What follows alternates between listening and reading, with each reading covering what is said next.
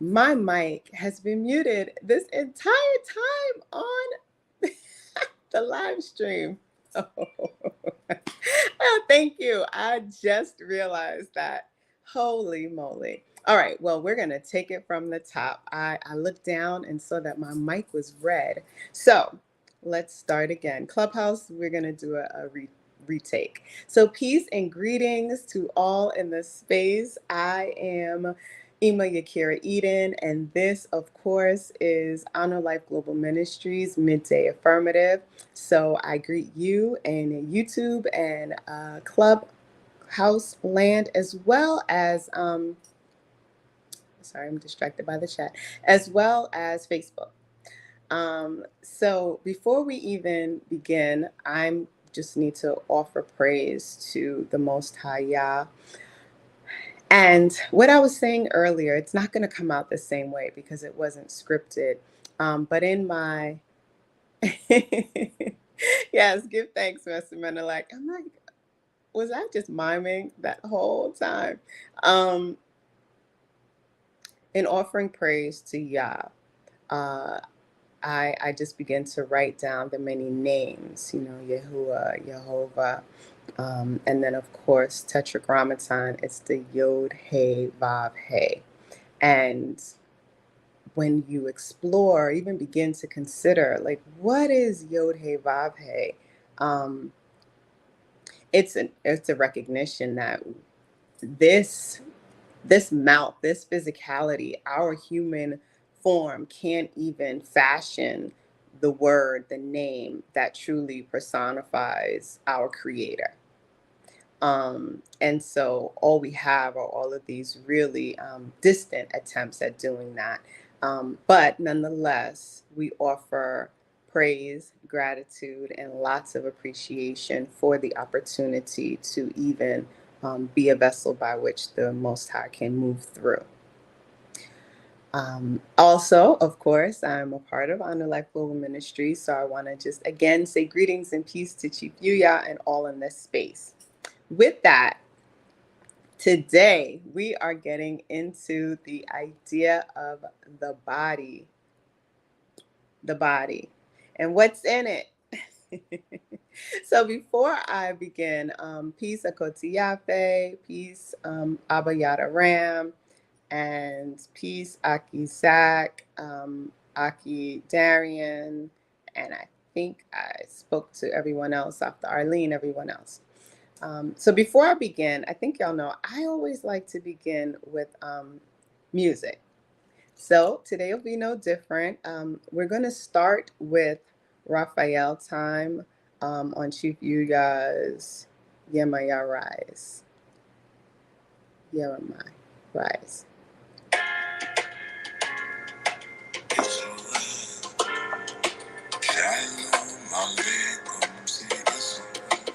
And remember, this is a time of affirming. So if you're settled, just close your eyes, breathe, and relax. Good thanks.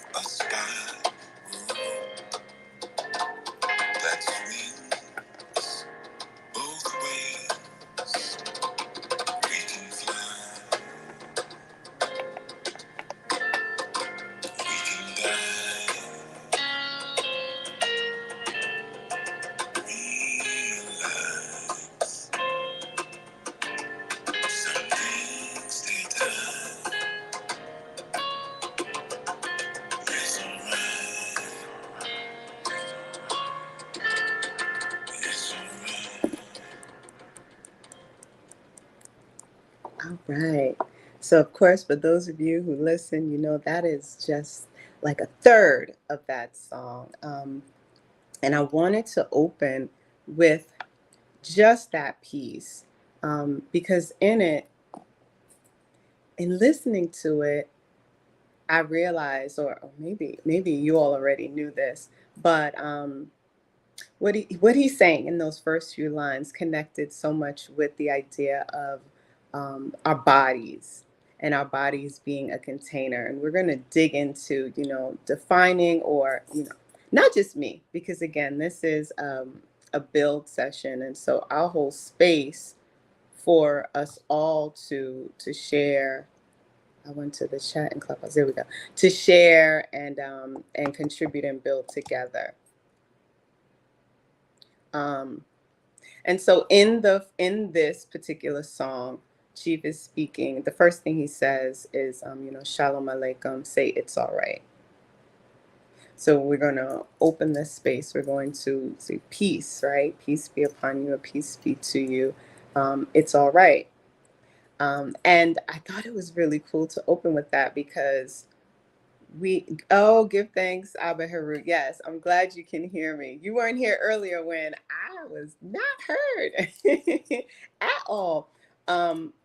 But it's all right. There is there is nothing more than the idea of being all right and affirming that in every breath and with every movement. And then the next line says, realize some things take time. As we live and strive, or maybe not strive, we cause something. Listen, from the moment we're born, there is damage, right? Depending on the state of the womb that you're carried in, the bloodline that you're bringing forward, your parents, your history, your community, this environment, you're gestating in some sort of challenge and toxicity. And so therefore, as we grow, we're just amassing more. And so when we look back sometimes and we look at, something that our body may be carrying, and, we may go and find out something, it could be something really minor, like let's say a rash, right? Or it's like, where did this come from? Where did this come from? And then how do I get rid of it? Because it shows up in what seems like an instant, but we have to realize that some things take time. It took time to get there and to gestate, and then to break through and even be seen by the skin, or to show symptoms in one way or another. And we also have to realize that it takes time for us to get to a state of stasis, balance, or wellness. So I like that first, just those first two lines, right? So affirming that it is all right. And we have to realize that some things take time. And again, it's all right.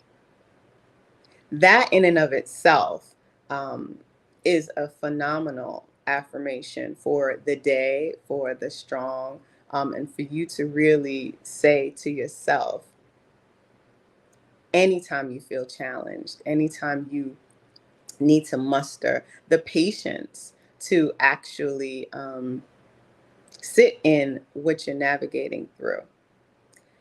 So with that, I'm just going to keep on going.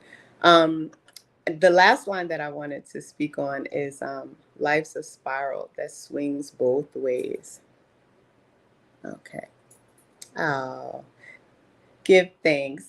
Peace, Aki Zach. Before I even go further, welcome to. Oh, you let me know if you want to unmute and come on in.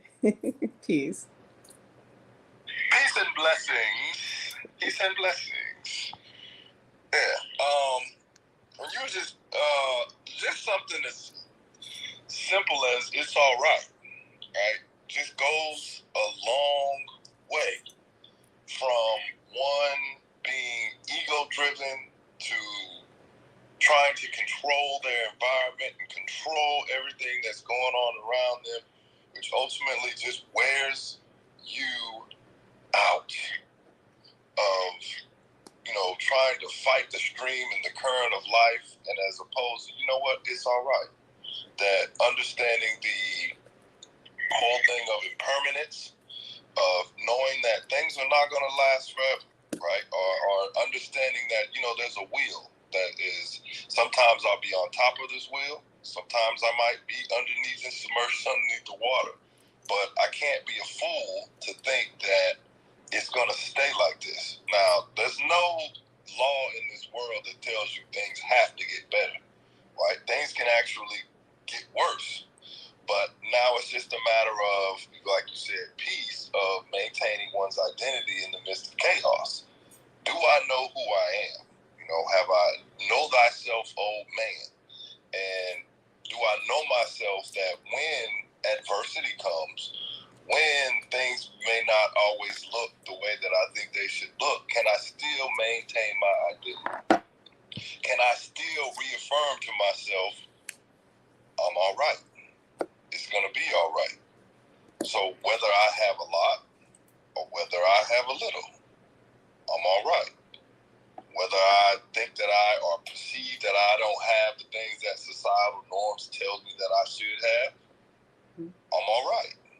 Whether somebody tells me, oh, you don't fit in, or I'm not necessarily looking to the world for validation, because now I know I'm all right. But can one maintain that identity as they move forward? So, hey, I just wanted to add that.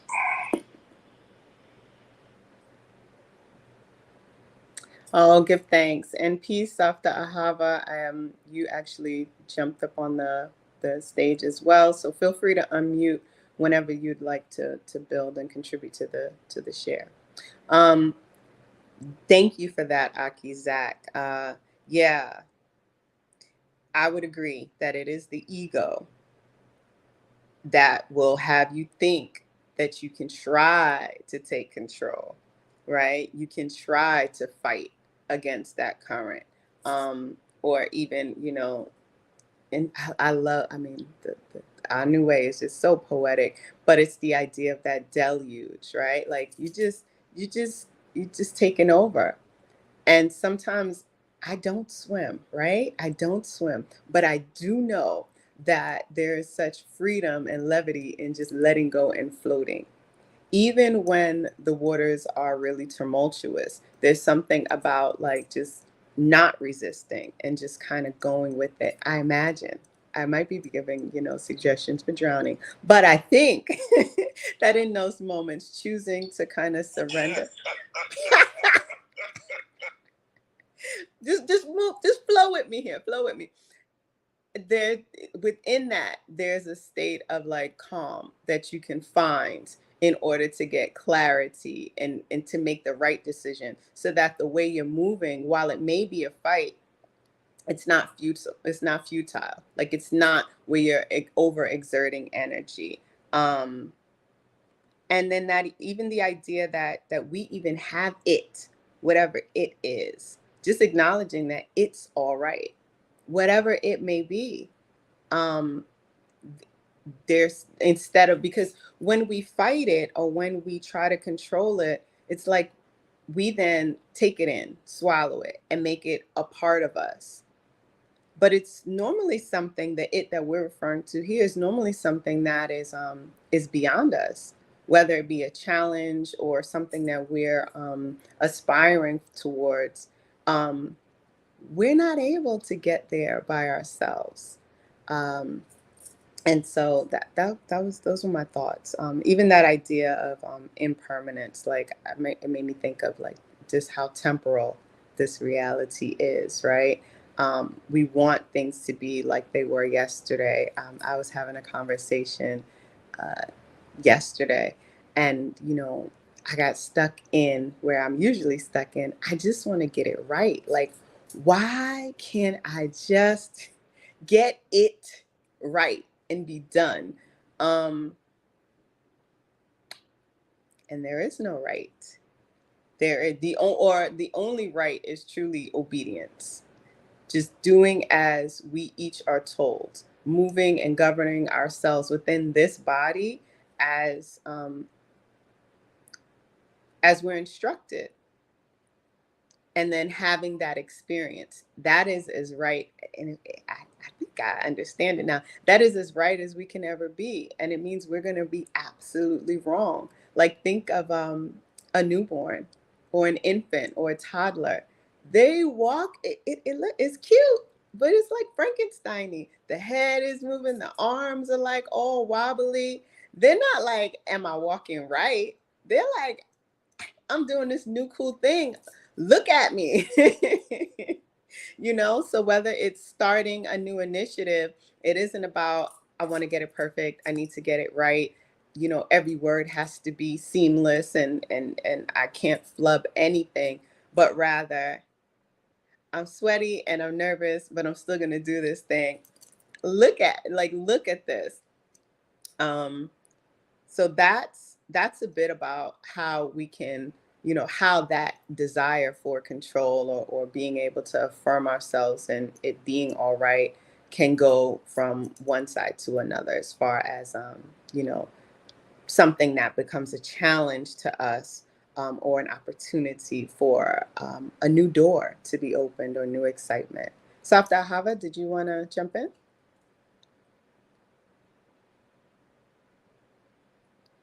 Okay, you didn't unmute, so I'll assume no. Okay, so, oh, go ahead, Akizat. Yeah. So, and when you were speaking, it also just made me think of a couple shows that Chief has done already on. I don't remember the exact name of it, but he was just talking about how one comes to the planet. He was just talking about a child with the celestial garment, and then one has now, or is given an earthly garment. So when a child comes to the planet, they're put on a schedule of, this is when you're going to eat, this is when you're going to sleep, because ultimately, they wake up anytime they feel like it. This is, I'm hungry now. I'm defecating and doing it whenever I feel like it, but hold on now, let's get you more acclimated, adjusted to a schedule that is more conducive to the environment that you're in. That ultimately, so it gets you more away from your created, and ultimately put you on this earthly garment, which then started making me think of, when somebody can start to get ego driven or try to control it, it's like, okay, it goes back to that, Adam and Eve, when they went and ran and hid, when the creator came in, it's like, yo, why y'all hiding? Like, I'm naked. Well, who told you that, right? Who told you that things needed to be like, they have to be right? What is that, right? Because now all of a sudden somebody can get to this point of analysis paralysis, where I'm just analyzing and I don't want to be wrong. I don't want to make a mistake. I don't want to do the wrong thing. And in one's own analysis, it's like, now they're not moving. Now they're not doing anything. Now it's like, oh yeah, well, just in case, I don't want somebody to give me any critique, or and if they do offer critique, now I'm gonna look at it and label it as bashing. You're trying to bash me. You're trying to trigger me. You're trying to control me, right? With all in the sense of, though, they're trying to control their own environment, and as opposed to trying to get better. And knowing when one wants to now get better, or one wants to now move to a different level, you got to know that there's going to be some mistakes.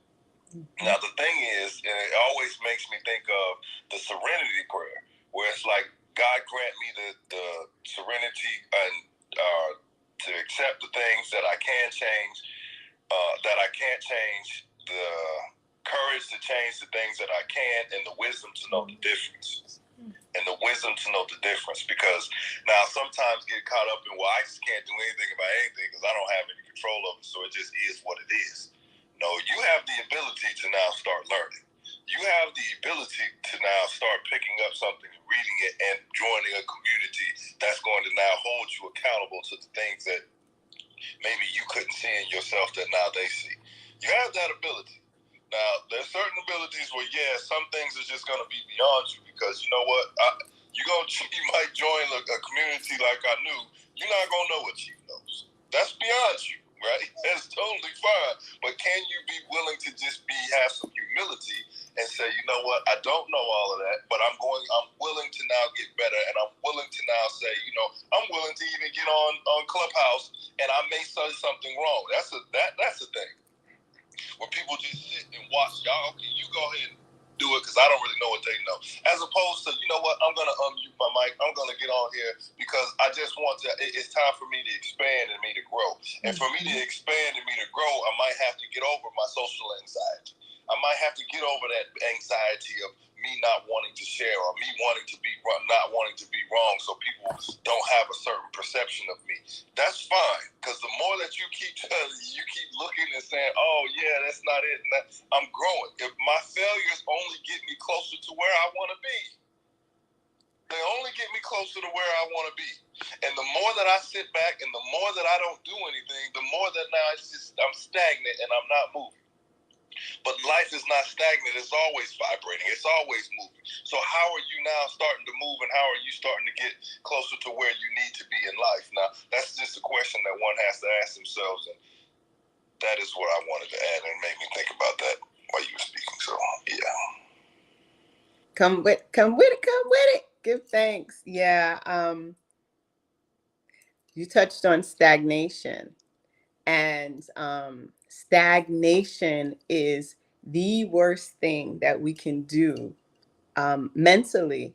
Yes, right? Oh, as you said, analysis paralysis, or being stuck in the idea and the thought of a thing instead of doing. That, yes, is very problematic and detrimental. But when we think about stagnation in our physical, in our body, and I'm going to bring everything back to the body because that's the theme for today. The body. What are you holding? When we consider, and I ask you all to consider the many ways that you, right in this moment, have stagnation in your body. What does it look like? What does it turn into? And then how the heck did it even ever get there? Um, have you asked yourselves that before? I know I have. Like, how did this happen? And I opened with the idea, that initial idea, that some of it is just, as even Aki Zak said, it's just a part of the original charge, right? A part of what you agree to before even coming into this formation. Um, well, the entire experience is very well that, but a lot of it we choose. And so when you think of stagnation, of course, as a woman, and I'm going to, touch on the fact that we now have the womb room, which is in this same space, uh, in the same space. And it's going to actually be on any day that one of the sisters in Anu Womb wants to build on a topic. Welcoming Manaya to the stage, wants to build on a topic. But in the womb room for our first, our inaugural episode, we had the pleasure of hearing from a fibroid consultant. And what she spoke about was how fibroid tumors are formed in the womb and all of the things that contribute to the formation. And some of those things were, hormone levels, which we know is connected to the foods that we eat in our environment and the products that we put on our skin. And that's one component. But stress was also a huge contributor.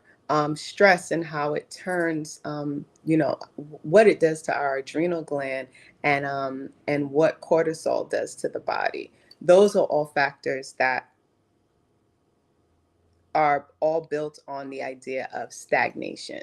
Um, think about even aches and pains, and how, when you sit more, because it's like you have a pain in one particular place. The more you sit, the more painful movement becomes. But when you push yourself and begin to stretch and even just try to stand up and touch your toes, for some of us, it starts out painful, but you get relief. There's a sister, yep, she's on here. There's a sister in Clubhouse, and I always think about us doing yoga together, which is something that we haven't done in a while within the womb space. But at one point we were doing really consistently. And there's like, you can feel the fold, the bends, the asanas, the movements. This particular sister would like make noises and cry out. But the beautiful thing, particularly about yin yoga, which was the type of yoga we were doing, and just for a comparison, yin yoga would be the opposite of yoga that you would normally probably practice, which is, fluid movement. So you're not really staying in any particular pose or asana for an extended period of time. But in yin yoga, you are intentionally staying in those poses. You are being more still. So you actually, yin is that feminine energy, and so we're being more settled into that dark space and allowing the muscles and the fascia to actually stretch and extend and expand itself a bit more. And in so doing, what you discover is that where you were in that pose at the very beginning, if you're breathing in, not if you tighten up, you're just going to stay stuck and locked in exactly where you are. But if you're breathing, if you're inhaling and exhaling thoroughly, then what happens is your body actually makes room for you to fall more into that pose and into that stretch. So instead of being stagnant, you actually create space. So you may just be doing a forward fold and you may be far off the floor. Your hands may not even touch the floor. But as you stay in that asana for a minute or 2 minutes, you'll find, oh shoot, I'm actually able to get closer to my intended destination. So I think that connects a lot with what Aki Zak was speaking on with the idea of stagnation. um, when we get stuck in the analysis paralysis, we remain so far from our goal. It's like we kind of just continue to circle it from the outside, but we never actually begin to penetrate that force. um, and welcome to the stage, Imanaya. Jump in. Imanaya and Master Menelik, jump in whenever you like. I'm just gonna keep on going. So I wanted to, go ahead, Imanaya. Peace. I was just gonna peace everybody. The questions you answered, like the whole analysis paralysis and stagnation, like what does it look like? And I know for me, it looks like not talking, just typing on YouTube so my voice isn't heard. Because I was so used to people, like over time growing up, telling me to be quiet because I would say the wrong thing at, I guess, inappropriate times, or just like wanting to know why, asking questions, and adults not wanting to answer those questions, things like that. I think you said like, how do you get rid of it, or yeah, how do you deal with it? And the first thing I thought about, of course, was preparing the royal bath, or like writing it out, dancing, like you said, doing yoga. But you have to do something to get that trapped stuff out of your body. And like you said, breath is important, because today was like a little different because I knew radio came on earlier. So I was like, oh wow, let's stretch to this. And it was different. It was so different because you get caught up. Well, I got caught up in the music. And at one point, like you're saying, when you're breathing and you go further into the stretch, I felt myself tipping over, like, oh, that's a little bit too far. So that's all I wanted to share. Thank you for that. Peace on. Hopefully there's not too much wind in the background outside right now. But yeah, I like the topic. It's a good topic because of what we hold in our bodies. It immediately brought me back to I think it's the segment on letting go that Chief had done, and he had spoken about scars on one's body and how because of I think the somatic memory, your body kind of recreates those scars, intentionally, because when you think about it, your what did he say? Your cells recreate themselves every 7 years. So the scars that you have from over 7 years ago shouldn't really be there, but your body recreates them. And it stuck out to me because I was super clumsy growing up. Like, I was always getting cuts and bruises and stuff like that. Like, thankfully, no broken bones. Like, twisted ankle, or I've got scars, from just not being conscious of my body, the way I was holding myself, or how I was walking, or, not being aware of my surroundings. But it taught me to be aware of my surroundings, to always look around, look where I'm stepping, to make sure the ground is, that it's flat, or I'm aware of the terrain, everything. And you're also aware of the people that are around you too. Like Imanaya was just sharing, you may have some people who may try to tell you to shut up or to try to silence you based on what's going on with them, or maybe even with their bodies. And I would always liken it to like having being full of something, like she was saying, you got to get it out of you, like being full of almost gasoline, and your tank is full, because you've accumulated all of these things that you didn't want to let go. And one little spark can set you off, so you have to try and offload as much as you can. And because you're not mature enough to do it properly, you offload it into other people. So now you're pouring this gas into someone else's life, and all it takes is a little spark, and depending on what you have inside of you at the moment, you could just explode, or you might have like a little complaint, or you might start crying, however you get it out of you. But yeah, that's what it made me think of on that level. And being honest with yourself about where you're at is something that Isaac touched on, so you don't stagnate, you don't stay stuck. I even like the way Ima Yukira Eden had worded it earlier, where it wasn't it wasn't a defeatist type of mentality. She worded it in a way that she knew that she could grow, because it sounded like, well, I heard, she didn't say I can't swim, she said I don't swim, so I was like, that's a good way to word it. You like that, right? Yeah. It was catchy. Not that I can't swim, I just choose not to swim. That's a very positive way of looking at it. But yeah, that's all I wanted to share. Give thanks and welcome to the speaking podium. Go ahead, Ima Quia, peace. Peace, everyone. Master Menelect, I love those bird sounds in the background.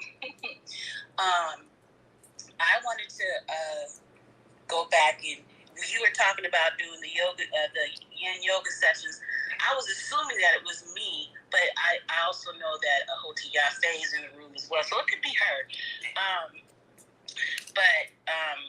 Yes, during those yin yogas, I was one, making those grunt sounds and things of the like.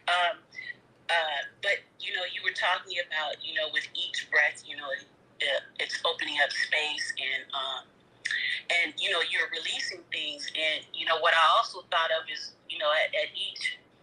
at each breath, and when you're able to, I don't know how to explain it, maybe go further. You don't know what you're holding with with each breath, and that is what is amazing to me, with the yin yoga, because with each breath you're able to go further, and you're like, oh, okay, what's going on here? What's going on here? What needs to be released here? And it's amazing, what comes to you that you're holding on to.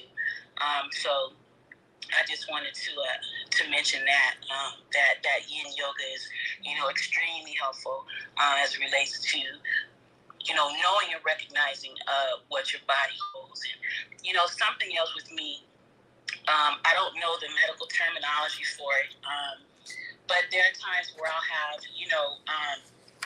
have boils that arise, and it always tells me, like, it speaks to what I'm holding on to as well, even if I may indulge or overly indulge in sugar content, and then they usually pop up. But there's even something more, even more, what's causing me, what am I holding on to that's causing me to indulge in more sugar content. So I just wanted to add it in there. Thank you. Give thanks, Ima. And yes, I'm actually tracking all of the chats, including the one on Clubhouse. And I saw I saw you own it, and then I saw a Kotiyafe own it. I was actually thinking of you, um, and and I want to share why now that you owns it, because with every like sound and you know and it sounds like wails and yelps in some instances, but through it, it was clearly you saying, I want to do this. I'm going to try my best. And the great thing was that it let me know, pay attention, make sure she's breathing. Because if you held on to it and strained and forced yourself, then you wouldn't benefit and you wouldn't see what your body actually has the potential to do. And so that was, while in the moment it's kind of like, what in the world's happening here? But it's really good that you do that. And that you don't, do as Imanaya was describing, right? Be quiet and keep it stuffed in and stuffed down. At least that part you did not. Um, and I like when you speak about you don't know what you're holding until you begin to release it and realize, like, where did that come from? And how was it contributing to my backache, or as you touched on, the boils? But it sounds like you know what that's connected to. I heard you mention sugar.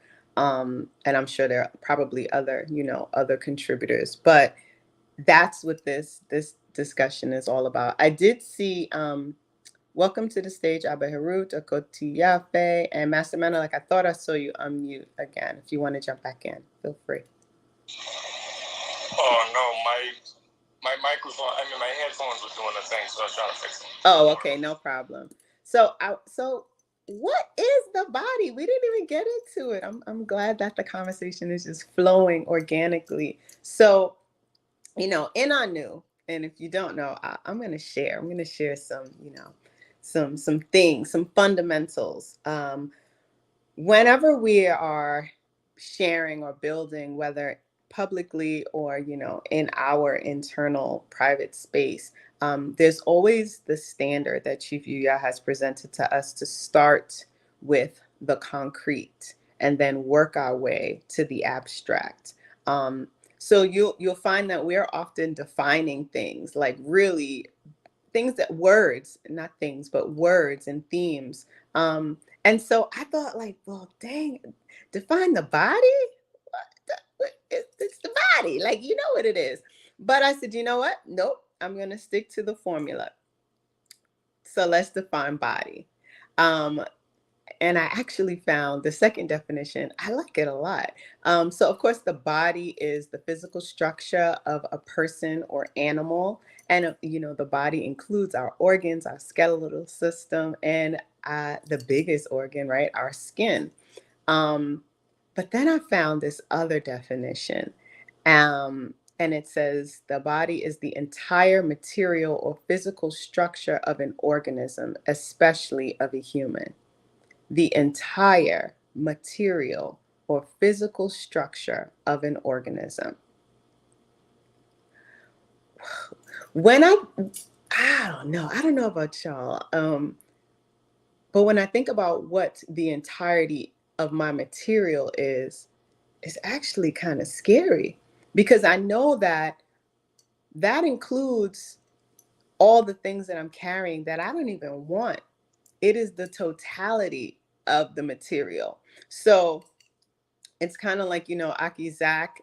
I used to attribute this quote to Aki Zak, but it's not. It's Chief Yuya. It's kind of like, it's not, it shouldn't be on you. It should be in you. But let's think about the idea of habits, right? Which is one of Chief Yuya shares on the habit. And habit, of course, are the things that we do, the habitual things that we do, or patterns that we take on. But habit in its original form, from what I can recall, were your items of clothing. And so let's think about the word material. As women, if we go to the fabric store and you need, let's say, 2 yards of fabric, but you get 20, and you decide you are going to wrap your head with 20 yards of fabric. how is that going to impact your day? How is that going to impact your life? How are you even going to make that look beautiful upon your resh? Like, ridiculous. And I know that that's a really simple example, but sometimes it's just that simple. We overdo and blow out of proportion that which can truly be released with a breath, and it's all right. Trusting in the name that we can't even properly, we are not even fit to form the name of our creator, which is why we have the tetragrammaton, right? These words and these terms, and Chief has even said it, if you can name your God, then it is not even your God. So in acknowledging that I'm unfit to even call your name is the best that I can do. But in that, think about how instead of surrendering, we just take on and do the most, and how it's I'm reading something in the chat, and it just takes us down a completely detrimental path. And I'm still here trying to picture what 20 yards of fabric would look like wrapped around my little dome here. I do know that my neck would hurt. I do know that I'd probably have headaches. I do know that my arms would probably be fatigued from even trying to, position all of that fabric properly. Um, but that's what we do when we're taking on all of this unnecessary, all of these unnecessary components and making it a part of our material, a part of ourselves, shrouding ourselves in what is unnecessary. I don't want to ignore the chat. So give me a moment on Clubhouse if you want to jump in, and let me just go through some of what's here. So Imanaya says that it's all right. That song feels like a hug. Saying to relax, it's going to be all right. Exactly. It's one of the a lot of Chief U.S. music is a meditation for me. Like, I just put it on repeat and just sit there. But that song in particular is one of the ones, because yeah, it is kind of like I find myself rocking like I'm a little special anyway, but yeah, I do the special bus rock sometimes to it. Safta Ahava said, "Oh, in peace." I don't want to get your name wrong. Peace, Enin Samu Ankh. Welcome to the space. Peace, Dante Carter. Peace, and shalom, Sharon Rogers. Safta Ahava says, "Oh, we couldn't hear you." No, we could not hear you. Actually, you didn't unmute. Here, I see you back on the podium. Do you want to try unmuting? Hit the microphone on your phone, Safta Ahava, which is down on the right. Do you want to see if we can hear you? Okay, can you hear me? Yes, there you go. Okay. Well, greetings and peace, everyone. Earlier when I was listening to Aki Zach talking about how we hold on to things, it made me think of when I came into a new, I came in with all kinds of stuff stuck to me that I was holding on to. And as soon as I started getting information and tools through the community, I thought, I can get rid of this right away. I can get rid of that right away. But it didn't happen that way, which at first was a little discouraging because you want to change. You realize you need change and you want to get off these things. But just like it took us years to take on all these bad habits with eating and, not doing the things we're supposed to do, it takes time to undo them sometimes. They don't just die overnight. So I really appreciate having a community that holds you accountable to change and to growth, because it does make it easier to get rid of the things we hold on to, whether, again, it's bad eating habits or just, not processing things properly, from day to day. So that was all I wanted to share. So give thanks for the conversation. Give thanks, Safta. Okay. I appreciate what you said. And as I'm listening to you, you know, you said it's nice to have a community that holds you accountable for the things for, and and in my head I flipped it because I was just hearing the idea that I am what I'm willing myself to be, right? So I am becoming what I'm willing myself to become. And so it's like you can only be held accountable for the things that we observe you willing into existence, right? So, and I guess I'm sharing that for those that are not Anu. Um, this is not necessarily fully an accountability partnership, if you will. Um, the opportunity is presented to grow, to expand, to heal, and to will yourself. But it is your will, right? It is your choice to do that. And so, no, nobody's going to chase you around. And I like that Safta Hava touched on that because you've got to choose to want to be well, and appreciate that you didn't break it overnight. Well, maybe sometimes you do break it overnight, but in most instances, even if you do, it still takes time to heal. And that's one thing. I want to go back a little bit and touch on something Master Menelik shared, his analogy on, being full of something. And of course, we're talking about peace, Ricochet, we're talking about our bodies and what are we holding, what's inside of this container. I didn't even get into the metaphysical definition of the body, but just think of a container. Let's just leave it there, right? If this body is holding all of the things that you expose it to, that toothpaste with the fluoride, those lotions with the chemicals and the I know it shouldn't be on your body. But when Master Menelik said, for example, you're full of something, and he mentioned gasoline, and he gave all of the challenges, the impediments. But I actually envisioned the other side of that coin. What if you are gasoline and you are used in one of the ways that you were formed to be used? You are used in that vehicle. He talked about, things blowing up and there being an explosion. But what if you're used to ignite? So to start that car, or to spark that pilot light on that stove, which that's not gasoline. I know that's just gas, right?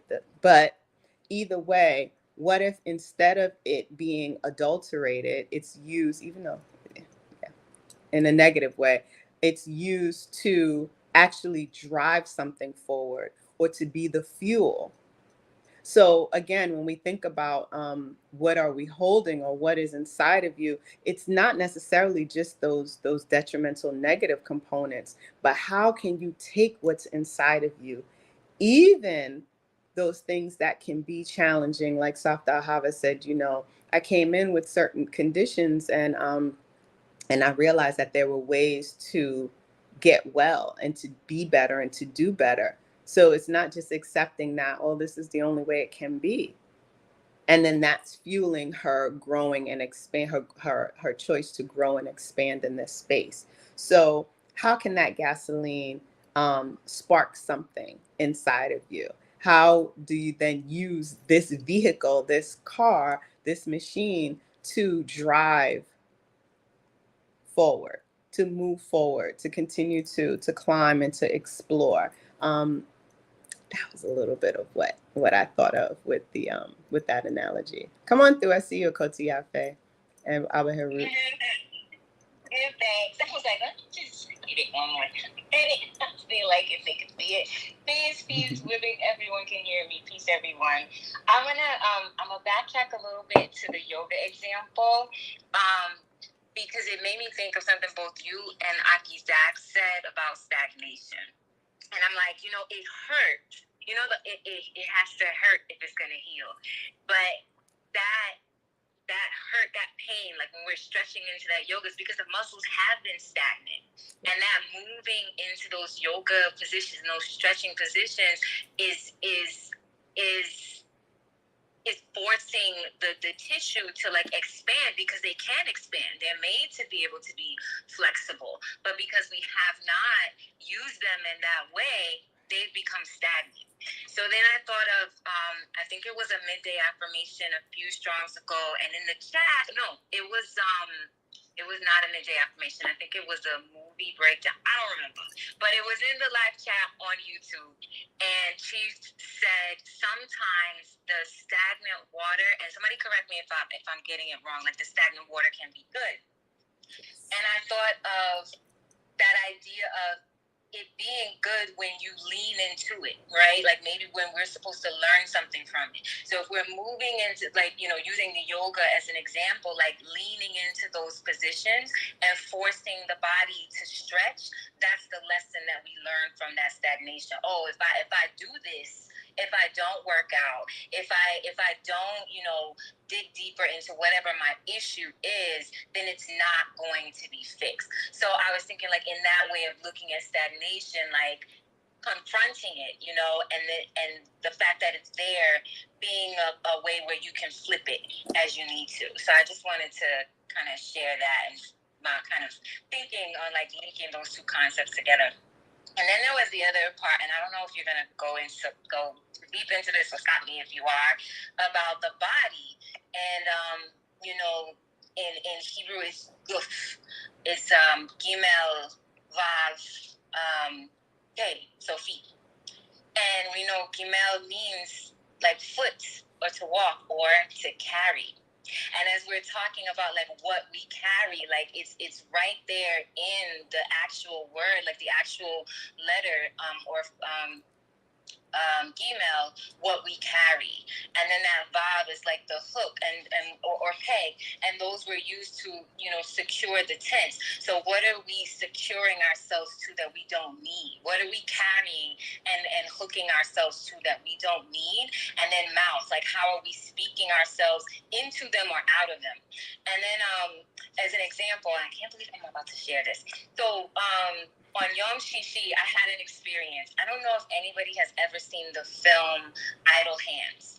And you know that, and it comes from that saying that idle hands are the devil's playground. Like, you know, you're not doing anything, you're not moving, you know, then you just literally write for the whisperer to come do with you what he will. And I had to stop myself several times from ordering groceries that I did not need. And I shouldn't even call them groceries. It would have just been like little snacky foods that I did not need.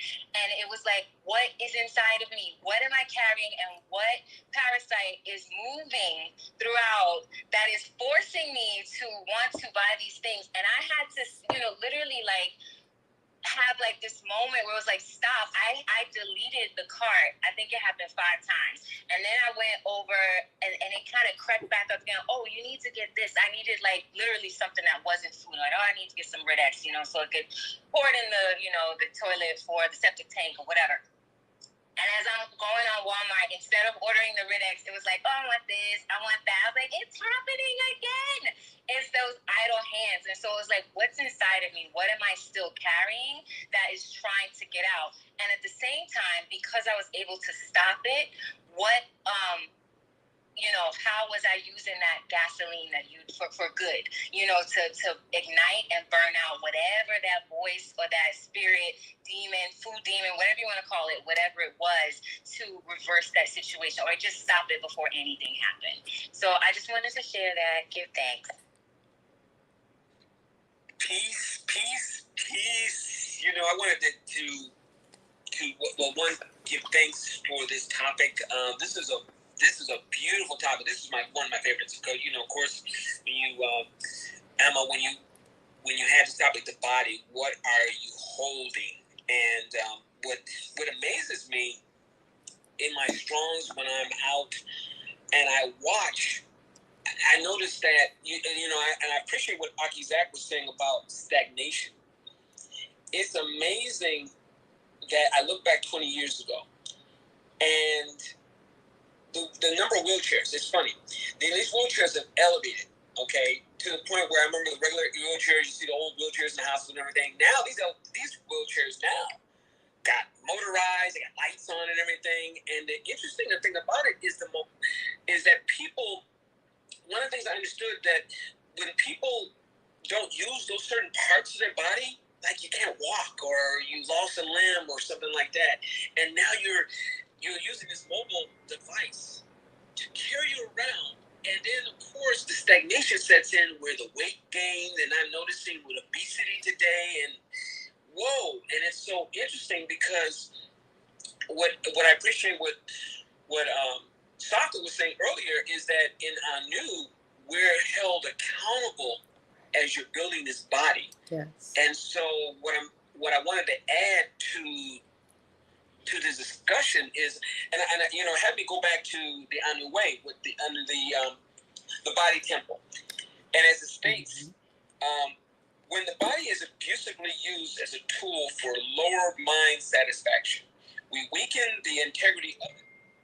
And a natural practice unhinges the body from its natural state of balanced well-being. Our body temples were originally designed to house the spirit of Yah.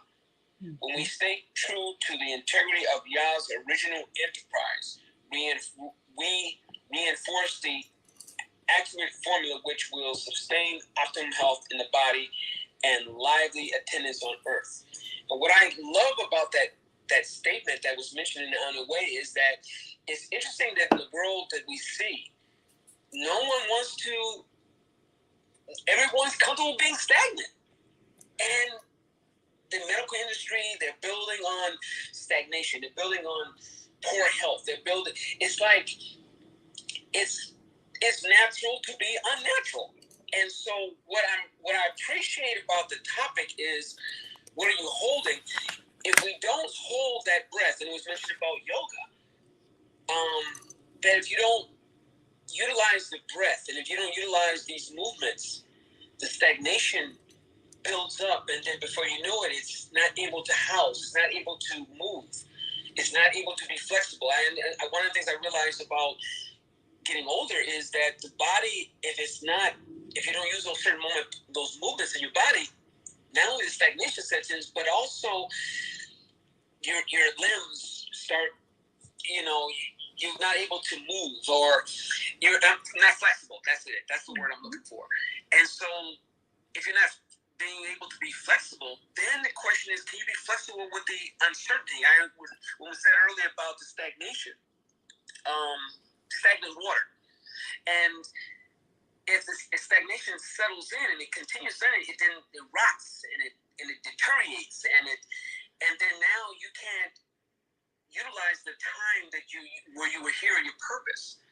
And so I give thanks for the build, and as we're building from this topic and the conversation is adding to it, that it's important that for us, especially us in Anu, and we share with the rest of the world, is that if we want to do the impossible, to do those things apart, separate from the world, building that body and building and removing that's holding it back will definitely create a major problem. And then, of course, with the cancers and everything. So I just want to give thanks for the build, for the topic. Emma, it's beautiful, and give thanks. Peace. Yeah, can you also hear me? Can. Okay, I'm gonna be in transit soon, so I just wanted to touch on this point before I leave back out.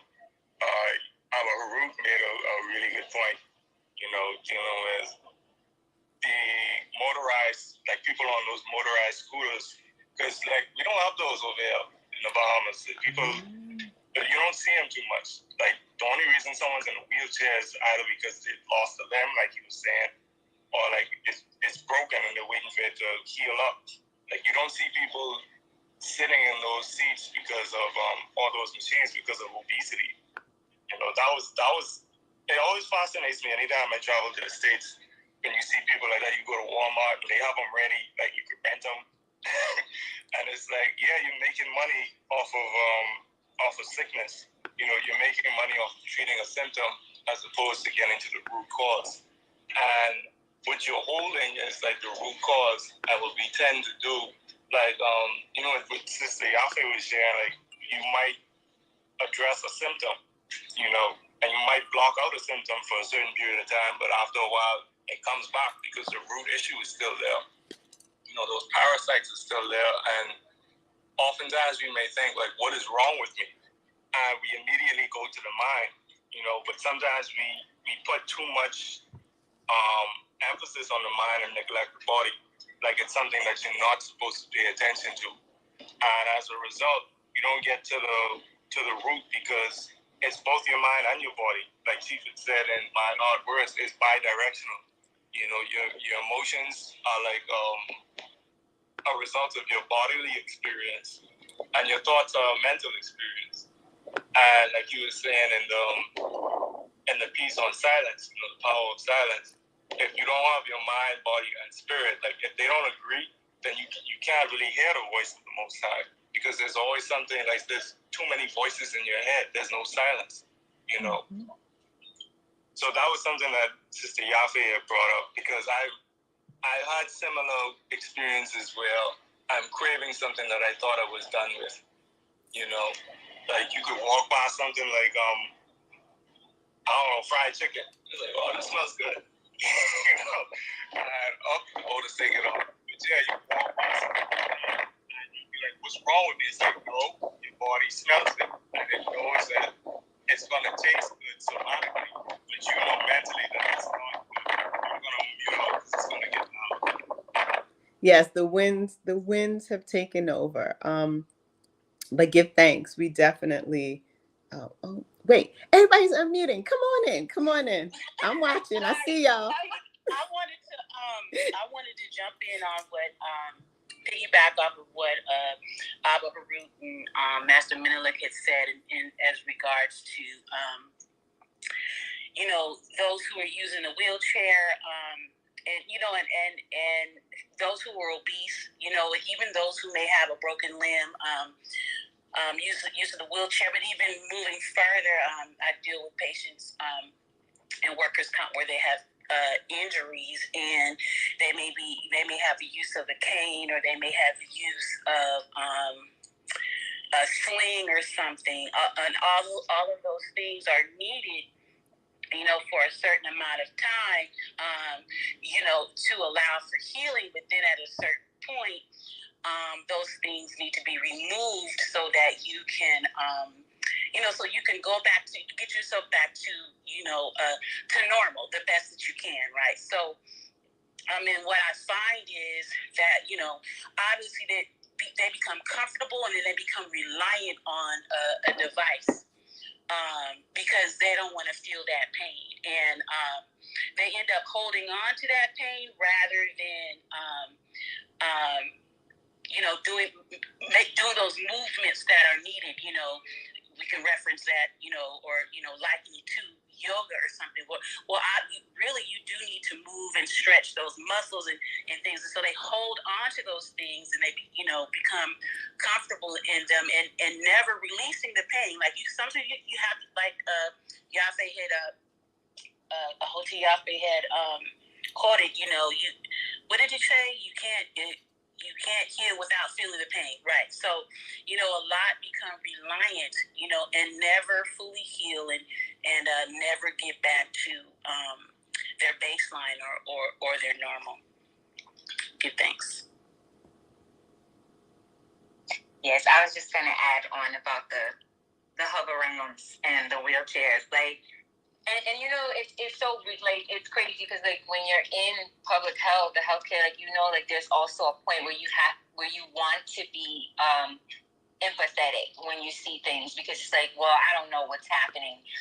At the same time, there is like a proliferation of just I would say just laziness. You see the carts, like if you go into the store, and they're the grocery store, like, you know, a big box store, like where they have, like, where the store is pretty large, and so for people who can't move around. And I used to think, like, well, you know, it's for seniors, like maybe they can't walk as quickly and it's just easier for them, you know, similar to like you want to take your stroller in because after a while baby's going to get tired and they don't want to be held, and it's just easier to put them in the stroller.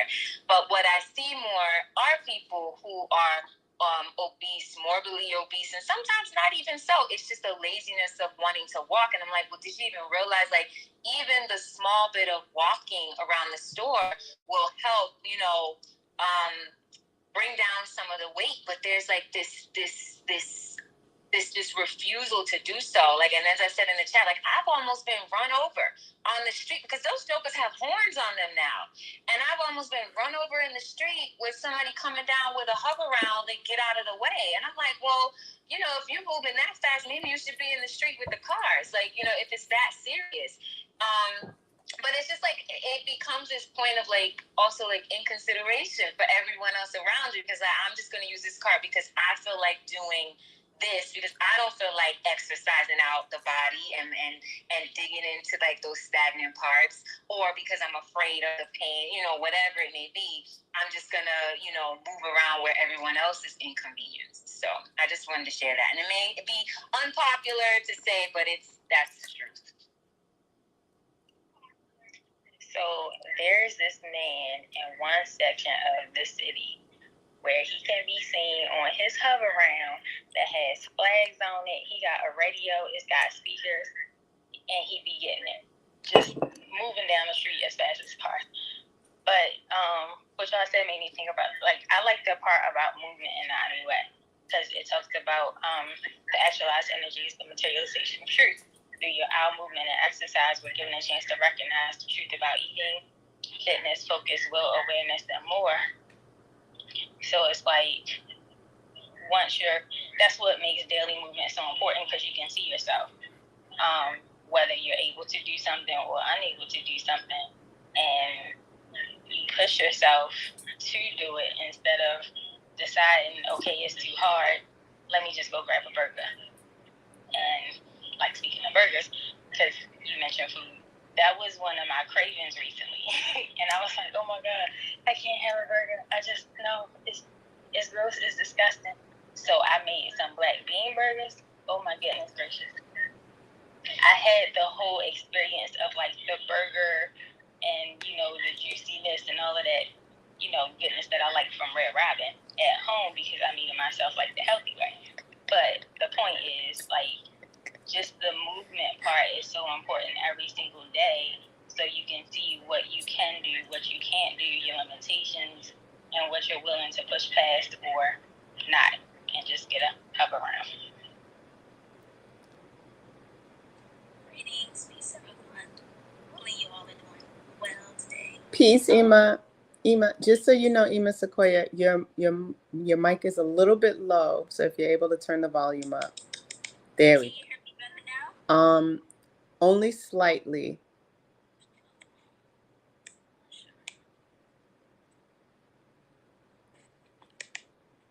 Can you hear me better? Let me know if you can hear her on in YouTube and Facebook. That's my primary concern. If not, I'll try to do like one of the brothers had to do, El Karar, and just kind of stay what you're saying. I'll wait for some. Just give it you begin to speak and Okay. Yeah. Go ahead. There's so many. This is a wonderful topic. There's so many points that I wanted to pull from what everyone was saying. But the two things that stuck out was the component of analysis paralysis, because that's something that I definitely struggle with, and still is a challenge, and still working to overcome. And I think about the segment, the Command the Day segment on the right mind. And there was a quote that I wrote down that was helpful for me. It says, your spirit or celestial mind will tell you this is what you need to do. And the human mind seeks to have a full understanding of the spiritual mind before going into action. And I'm like, oh, that's exactly what happens, you know, in that process of like, when you're about to do something, then you try to seek full understanding. And then Chief gave the example of how, like, sometimes when women are with their man, the man will give them an instruction, And instead of just doing it, they'll seek to understand it and get clarity. And it's like, okay, it ties back to the obedient piece that Emily and Kirita spoke about. Like, no, just do it, because you're not going to understand. You may need to do it in order to gain that understanding. And so I also thought about, like, I know for me, like, when I was journaling one day and I was just writing out my thoughts, and I realized there was this obsessing over if I'm working on things in the correct order, and then if there was something else more important I need to be working on instead. And all of this has to do with, like, I realized all this over analyzing and obsessing had to do with wanting to do the right things all the time and not wanting to make a bad mistake or a bad choice. And then I thought about the segment on deliverance, and she spoke about, like, needing to be able to learn from your mistakes and move on, because if you don't, that's a form of spiritual oppression. And so I wanted to read something from the segment on measuring yourself on the GBI channel as it pertains to making mistakes. It's something that has helped me, with this, issue. And he was saying that sometimes all you got to do is make course corrections. You make a mistake doesn't mean you have to stop. Remember, the Most High doesn't plant a bad seed. You got to start to have a perfection kind of theology, but that perfection is passive. Everything that happens is a part of your perfected walk. So I can make a mistake and make it a part of my beauty. If you truly have the DNA of a God, then you can really do no evil if you rely on that DNA. So even if evil comes to you, you're going to turn it into righteousness. You have no choice. That's the Midas touch of a deity. If you have devil DNA, then everything you touch, you're going to turn to evil, even if it's good. So even if you make a mistake, I'm going to make it sound good. So I just wanted to share that, because when I find myself going to, like, oh, I don't want to do something wrong, I just go back and read that again, try to, like, drill it in, but yeah, I just wanted to share that. Hopefully everyone can hear me, but give thanks. Yes, Iman. Oh, I'll wait for you to mute. Yes, they said they can hear you, so give thanks. And that was a really helpful connection and addition to the build. The idea of the mid-course correction, right? And even appreciating that in that correction, you probably still not going to fully get it right, right? Because I know something else I have been holding on to since coming into Anu is the idea that perfection is death. You're perfect when you're dead. I thought I was striving to get everything on the outside as perfect as possible. And I would say, similar to what you shared for yourself, like that piece being liberating. For me, it was recognizing or accepting, not even recognizing, accepting that perfection is death. Because then it freed me to, like, I wasn't doing it no way. Like, I was hecka imperfect, right? With the K on the end, not even the T. But trying was like making me sick. There was so much said, and I'm glad that everyone was inspired to come into this space. Akoti Maria, peace and welcome. Come on in and unmute whenever you're ready. Yeah, I'm so excited that everyone is invigorated and wants to share. I want to just start by saying, give thanks to Abba Harut, speaking about that, the original temple and really what we should be doing if we're choosing to walk in the ways of the Creator, right? How our body should align with that. And it reminded me that I actually wanted to share a quote from the Body Temple. I have lots of notes here because depending on which direction these conversations go in, we gotta keep things flowing. So our body temples, and this is of course from the Anu way. Our body temples were originally designed to house the spirit of Yah. So what are you holding Like, I don't even need to read any further.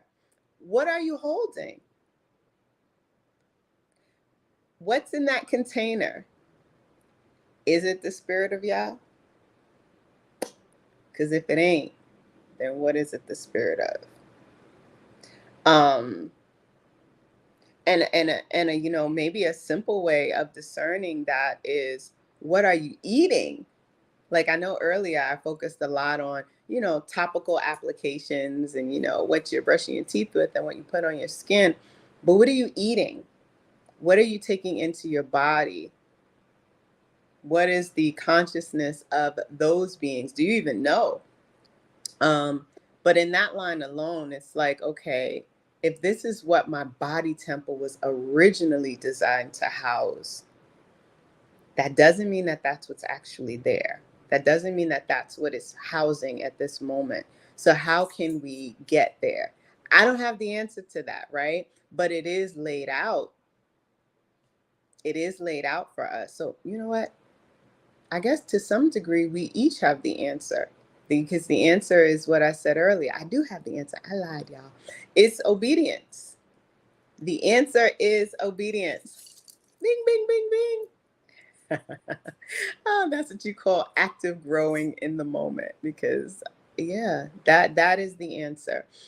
In our obedience, we get to house the spirit of the Most High, and then move according to that active force, and drive. And so the next line says, when we stay true to the integrity of Yah's original enterprise, and staying true would be just that, would be that obedience. So when we stay true to the integrity of Yah's original enterprise, we reinforce the accurate formula, which will sustain optimal health.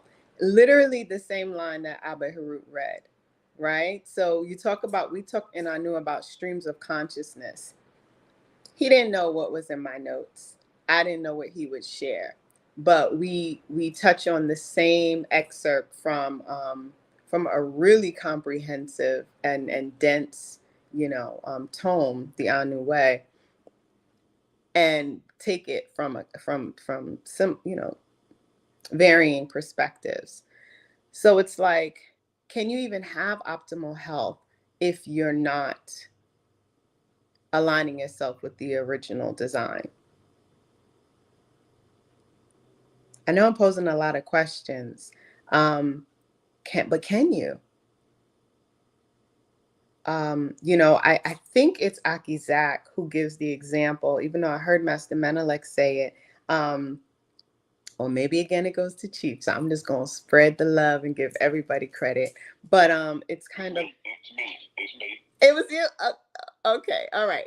I mean, now if Chief And said. I don't even know what it is. I know, but if Chief say it's him, I'm taking it. I know. And I'm like, before I give you credit, I'm just going to say, if Chief said it's his, it's on you that you done stealth it beforehand. But at least I've heard you and Master Menelik, and I think he attributed it to you. If, I don't know if you were saying if a mouse, it was like if I'm just going to say, if a mouse was told that it were a snake, it would never feel like it was doing the right thing, or that it was, functioning in the right way, because it's short and squatty and has a long tail, and it's not, it's not the shape of a snake or of an elephant or whatever. It would always feel off. And so if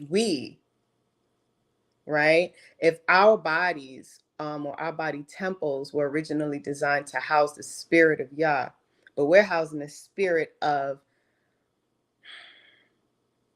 hate, and the spirit of consumerism, and the spirit of fear and lack and ratchet foolishness, then for those of us who recognize the discomfort and dis-ease and imbalance that comes with that, how do you not begin to seek out and explore aligning oneself with your creator? Okay, yeah. So thank you, Imanaya. So the story about a fish. Well, you know what? I didn't change the story so much. Can't nobody take credit. So now that's mine. me. That's my story, even though it's probably a bad one. But it's just the idea of,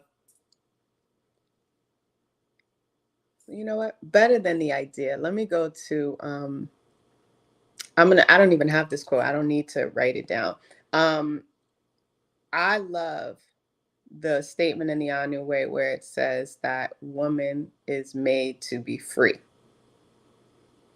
Under righteous headship, the woman is made to be free, emotionally free in her emotions. The idea, like, what sort of safe space do you need in order to be made free in your emotions? Or even when it talks about in the Anu Way, you know, a woman recognizing, or her head shaping her contours. And whenever I think of it, I always think of, like, I always form like this body of a woman in my mind. And it's like, right, who determines those contours? Who gives you those boundaries? Who lays out the framework by which you should function and govern it? Like, who tames your waters? And what are the benefits of doing that? Or what are the detriments to not having that, to not experiencing that, you know?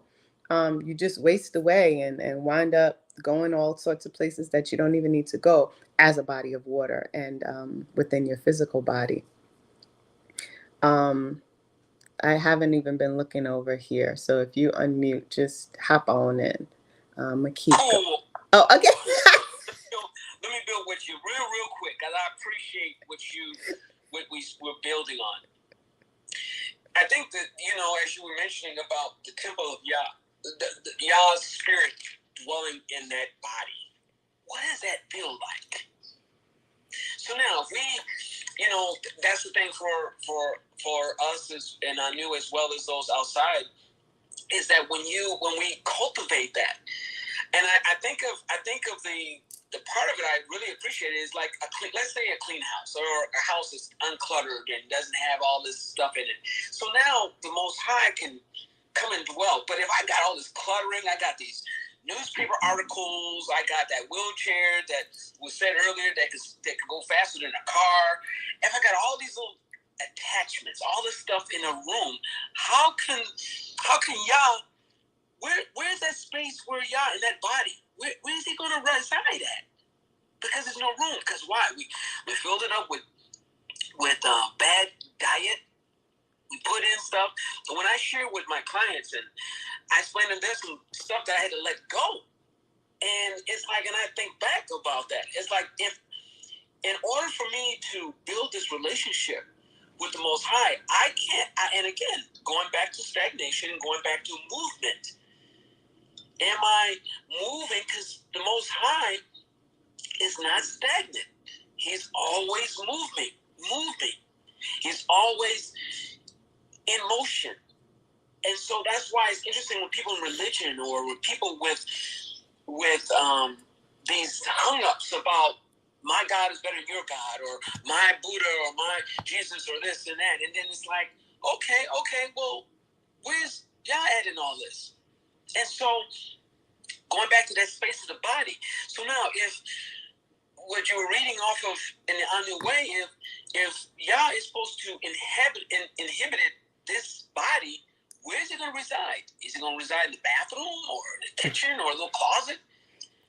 Or is it going to inhabit the entirety of our entire bodies, our entire minds, our entire organs, our limbs, our muscles, our organs, this entirety? That's the thing. Most people, I'm glad that, as we're talking about this, I'm glad that, it's funny thing about cloning.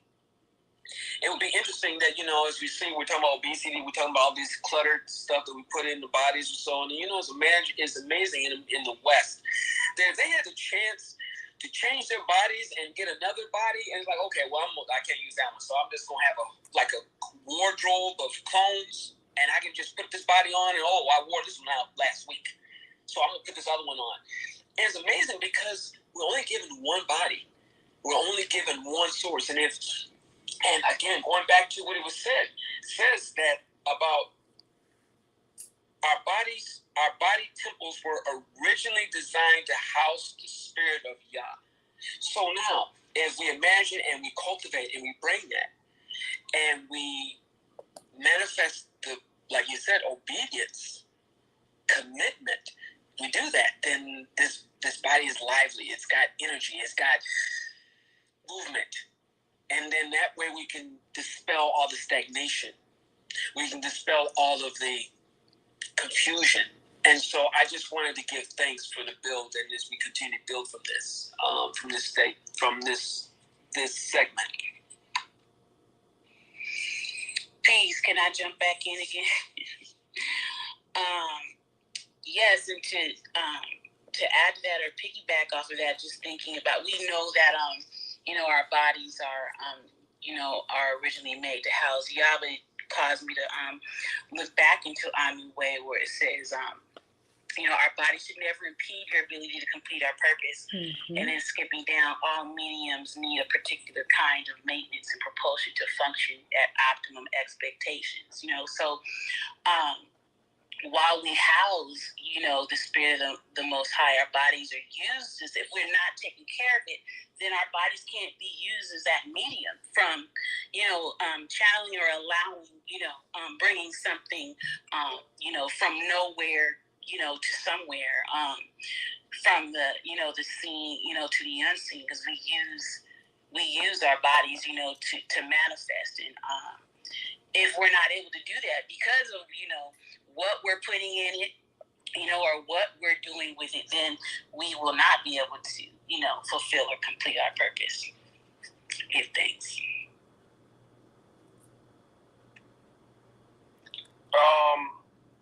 Yeah, first and foremost, I do not recall saying that snakes, mice, llamas, and elephants. I put them all in there. I took it. I own it.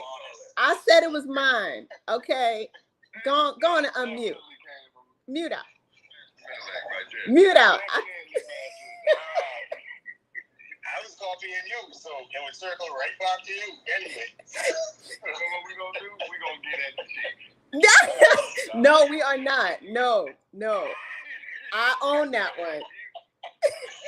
That was on me. You're gonna have an interesting house later on. Absolutely.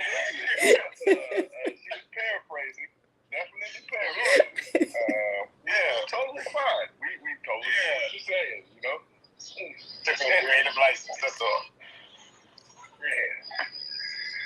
But one of the things that I'm going back a little earlier, and it started making me even think of, one, even having a guide to, get back to having some control of one's body and control of, some of the decisions that one starts to make, whether that decision be consciously or unconscious, and I've heard Chief say before, it becomes a very dangerous thing when that your life is being programmed by an unseen hand.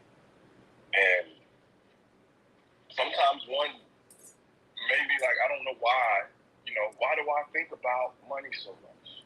Why do I think about sex so much? Why do I think about, ice cream so much? Why, what has put me in motion, but without no true motivation? And it really starts to make me think of why a teacher is so necessary, because even when somebody says, they might even start saying, I have a gift for this and I have a gift for that. Well, have you met your Professor X that has helped you hone your craft, that has helped you hone the certain things that you have came down here, say, you know what, I take off my glasses, I just start beaming. Pow, pow, pow. Like, I don't know what I'm supposed to do. I heard people, hold on, let me show you how to actually utilize this. Let me show you how you can start to move and groove with this. Or we sometimes reach out to some teachers who, there was a video I seen once where this guy was trying to teach people how to shoot a gun. It was gun safety. And he was up there, he was looking over at him. And as he's pulling the gun up to his face, the gun goes off. Bam! Oh no. Oh no. No. And the guy who's recording it, he's like, did you mean to do that? And he's like, yeah. Totally meant it. It's all about the class. Absolutely. Oh my God. And you can tell how he's nervous because he almost shot his head off, right? And he starts bouncing on his toes, but he's trying to keep his cool in front of his student. Oh my gosh. But it just starts to tell you, like, who are you learning from? Who are you listening to, and what are you ingesting? Certainly, we can talk about a physical diet and how our body responds when, you might meet up with an new member and you go on a hike, and before you even get 3 steps into the hike, hanging from the trees. Ooh. I know. Ooh, that's not nice. That story. That's not nice. Yeah, I thought What happened? I don't know the the story. person was auditioning for George of the Jungle, and maybe that they were trying to figure out how to hold themselves up on tree branches and things like that. Because they were trying to show they were fatigued but still could hold on. That's what I maybe thought was happening. But it just goes to show you, though, that what you put in your body will start to respond to it, right? And it'll be like, nah, I'm not gonna make it up this. I'm not even gonna make it halfway up here, because what you have put in me now is like these muscles can't respond. Well, how do you consciously respond to your external environment? Well, what is your mental diet? What have you been consuming on a day in and day out basis? And ultimately, your brain has to put that in context of fuel that it can actually use. Just like your body has to put in fuel, whatever you ingest, it has to turn into fuel. So now, either that fuel is going to now be detrimental to your muscles, so therefore now you can't respond when it's time to actually move. Just like now, what are you ingesting from certain teachers that you now can actually use for the greater good of yourself and your community, or it's going to turn into something that ultimately your demise will shoot your own head off. Well, this is what he told me to do, and this is what he said, but then when I actually apply it, I'm not seeing any results. I'm not seeing or the results that I see, I end up in some type of situation where now my character comes into question. So it's like, if you're going to take care of the body, some people will take care of an animal better than they take care of themselves. They'll take care of their car, and they'll make sure that they put high octane gas in their car because they really enjoy and love their car, but then turn around and start eating garbage themselves.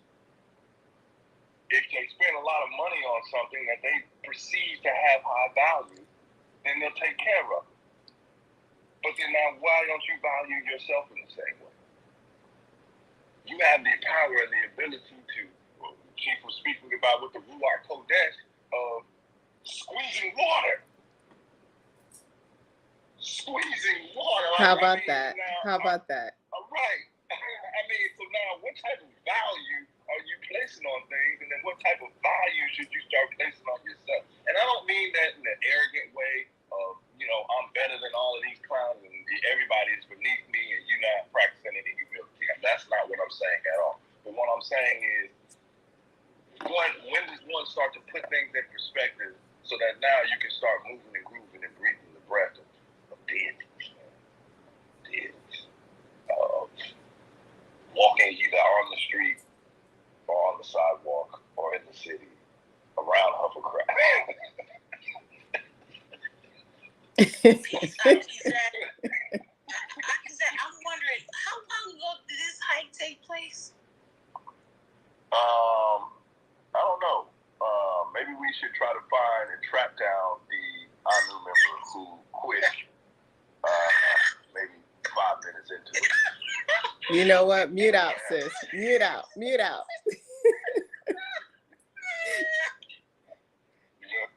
always want stories from every angle, so it doesn't make like we are just persecuting those who don't have a voice. So oh no. Find them. It dawned on me. I'm like, oh, I know that story. I knew that story too, Emma. I was like, ooh, that's not nice. She right here. More importantly, you know the person. Who was it? Yeah, she. Twas I. I'm Yes, like, she's speaking. She's speaking. I'm good. I'll own it. Twas I. Yes. Give thanks. That's why you get all them grunts doing yoga. Every single time. All right, y'all cutting up. Okoti All Murray. right, I'm done. All right, yeah. So thank you, Aki Zach, for kind of jumping in on the Ruach, because the entire time I'm listening to conversation, I'm like, okay, when do I put my foot in? Because all I could think about as we're talking, I think about how layered the body is. Very much in the way Chief describes the layering of the Ruach, and it not just being breath, right? But there being, and he actually pulls on a bit of the Bhagavad Gita and talks about the sattva, the gunas. He speaks of the sattva, the rajas, and the tamas.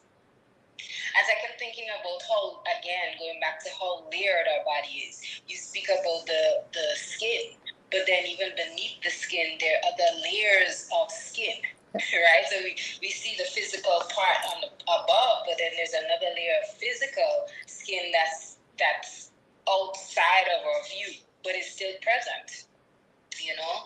And I say that because my point is sometimes when it comes to the body and shifting and changing and making choices that actually lead toward improvement, we had to think about, and I think you touched on it, Ima Yakira, you spoke on like some of the mentalities that we may harbor, or people may harbor, and hold on to, and how those can, I was thinking how those can be triggers. In that story, Ajna kind of asks, what power binds us to our selfish ways? And repeating old patterns and old habits. And, like Krishna says to him, sometimes even if we want to act right, we do the wrong thing.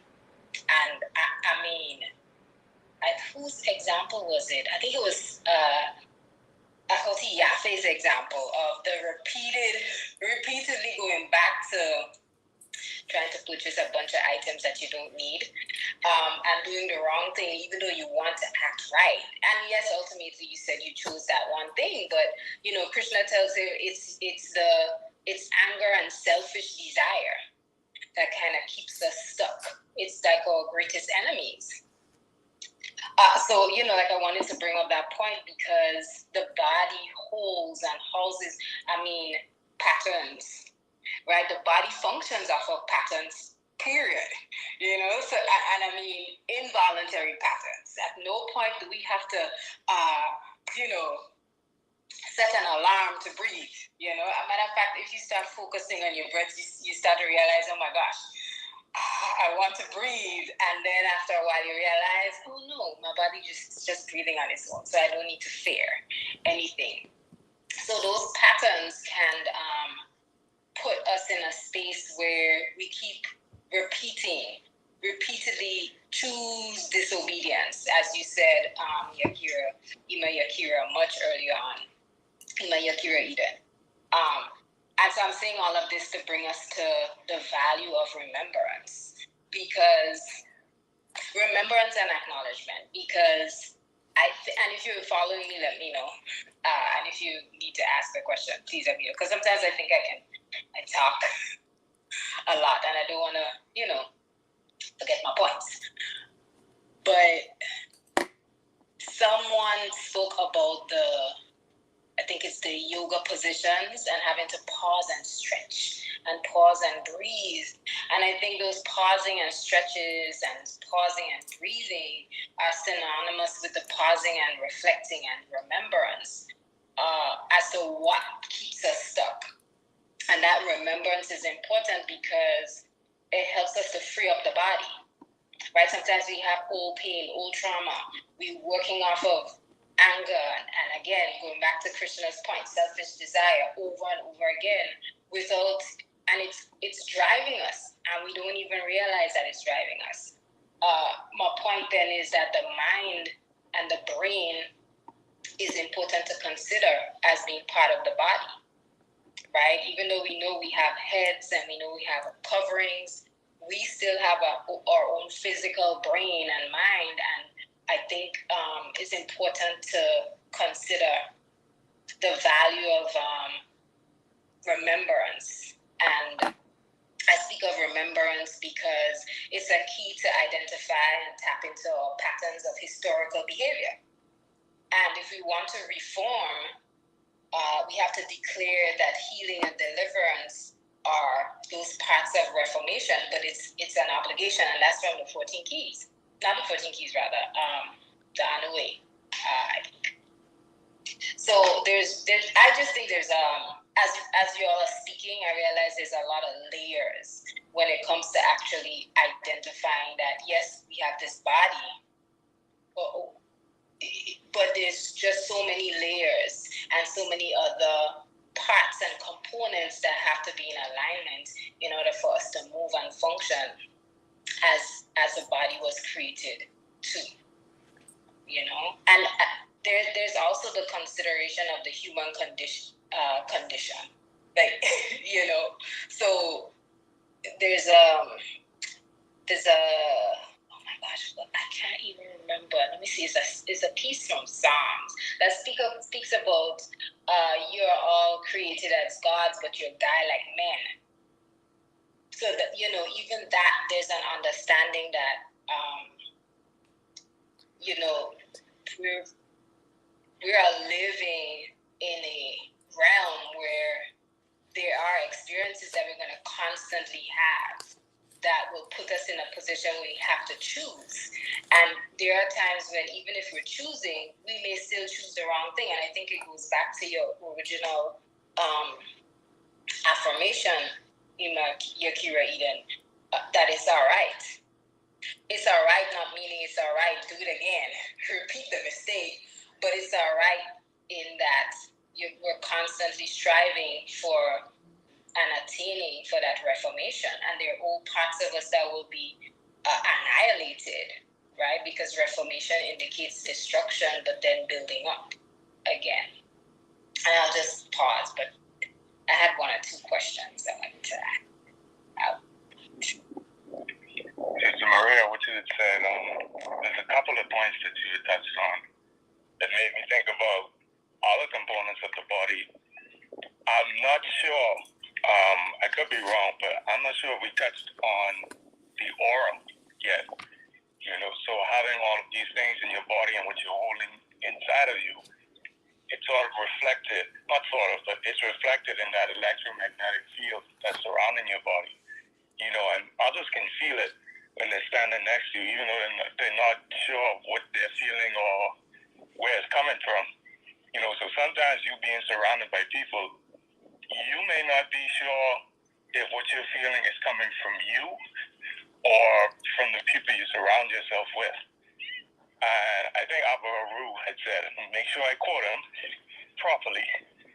So, we get these stories straight. Oh, man. Come on. But Abba Aru had always, he had often stated how much he appreciates community because you can hold each other accountable. I apologize if there's some wind going on in the background. But you have your community around you, and people can tell when something is off. People they don't even have to look at you. They can even hear your voice on the phone, and it's like, what's wrong with you? That sort of thing. We talk to each other kind of rough. Sometimes, what's wrong with you? What's the problem? You don't sound like yourself, but you sound off. And I know you know that you sound off, but you're trying to hide it from me. Like, I'm not going to pick up on it. Or you're bringing the energy into this space. And now I'm susceptible to something you're not even making me privy to. So now I might leave this conversation drained, and you might leave the conversation, I feel kind of better. Thanks for talking to me. But it's just being responsible for what you're holding inside of you as well, and being aware that the people that you're around or the people that you call your family may be suffering unbeknownst to them, and maybe even unbeknownst to you.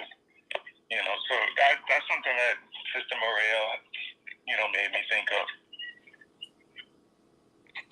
Just like really quickly, that's why when you talk about the auric body and aura, I immediately went back to Ima Yakira Eden's second breakdown or definition of the body, because that's when you start to really incorporate all of the components of the body and not just the, like the physical tissue. Thank you for saying that. I was waiting a second before I jumped in because it's been so lively, which I love, right? Sometimes it's like, anybody. Anyway, so yes, I was actually chomping at the bit as well, Akoti Maria, to get into the Ruach, which is Chief Yuya's most recent podcast, episode 69. If you haven't listened to it, even if you have listened to it, listen again and again and again. It is so rich and filling and full. I see you unmute. Come on. What do you want to say? Did you? For me? Oh no, yes, rich and full, and then you have to study another layer, because what are gunas? Right. What are gunas? Right. How is mercury, sulfur, and salt connected to man, child, and woman, and brain, voice, and body connected to mind, speech, and body? And how is it all a part of that, divine ruach or resh vav het? It's so much, like brain exploding emoji. Oh wait. Oh, Naya, you know what, Imanaya? You have to mute your. You have to mute your computer when you're speaking, because I can hear me through the live, and then come back onto Clubhouse so I can hear you. My bad. I'm sorry. But yeah, it's so much in that. I have a whole spreadsheet with every column, with the planets, the letters, what they mean, the symbols. Oh my gosh, it's so layered. It is. So we're just gonna, introduce it into the space a little bit more. Way back when Abba Harut was speaking about, I have all my notes here to connect all the dots. Abba Harut spoke about how we make space, or if you even have space in your body. And what he was speaking to was breathing, right? The breath work and how we align the breath when we're doing yoga. And that idea of where's that space for y'all? And he likened it to the parts of your home, right? Is it in the closet? Is it in the basement? Is it like in a drawer, right? How much space do you have in this body that was designed to be a container for the Most High? And when he was speaking about that, I'm like, oh, this is my perfect entry to begin the pivot into Chief's last segment on the Ruach. And so, as I touched on earlier, because we just went through some of the components of what that Resh, Vav, Chet actually denotes. And of course, before I get into this, let me just also say, give thanks and a huge shout out to Akoti Yafe for breaking down body for us in Hebrew. So for those who don't know, for those who are not Anu or who are new to Anu, Akoti Yafe is our resident Hebrew instructor. So when you take Hebrew classes through the Anu Basics course series, it will be through Akoti Yafe. So thank you for breaking down the Hebrew for the body and how it actually connects to what the body is in this physical sense. So with that, when we think about Ruach based on the perspective that Chief gave us, as Akoti Maria touched on, she was saying that it's not just this breath, right? It's not just, and I actually have the scripture here in Genesis 3 where it says, and Jehovah Elohim, right, or the chief God, formed man of the dust of the ground, right, and breathed into his nostrils the breath of life. So it's not just that breath of life; it is so much more. In that, that's encapsulated in that, in and of itself. So we're a container, but that breath is a container. That's holding all of these things. That's holding thought, speech, which then activates the body. But again, if we take it back to, well, not again, but if we take it back to Mind Heart Words, which is a book written by Chief Yuya, if we take it back to Mind Heart Words, the thoughts that we're ruminating on and the things that we're taking in, whether it be scripture, right? Because I don't always want it to sound like the things that we're taking in are always negative and always detrimental, because we are willing ourselves to be something greater and to do more. So study and time communing with Yah is a part of that daily, or at least that's what we should be striving towards. So whether that's what we're taking in and ruminating on, and then allowing to be on our tongue, in our mouth, what we're speaking, what's emanating from our throat chakra, what we're bringing forth with our voice, then becomes what we carry in our body. And on a really simple, well, I don't know how simple this is, but just think about, even in Western medicine, even in that allopathic, you know, you're in the someone is in the hospital, and they have no will, no drive, no motivation to get well, to heal, to beat this, whatever this may be. Oftentimes they won't. They won't. Because it's all about what we have here and then what we bring forth. And so, man, how that even connects to man, child, woman. Let's think about that. Let's think about that. So what you carry forth in the man, with that light, with that sun, what's being carried forth and brought through into that moon, right? What's then reflected back becomes that child. And so I know I started with the idea of the pool by which you're gestating in. What kind of waters were we being formed and created in? And as Okoti Yafe touched on earlier, you know, even in those stagnant waters. And yes, I believe what you said in that chat, because I remember I was going to say, don't nobody want no stagnant waters. I think that might have been our first Maleficent build.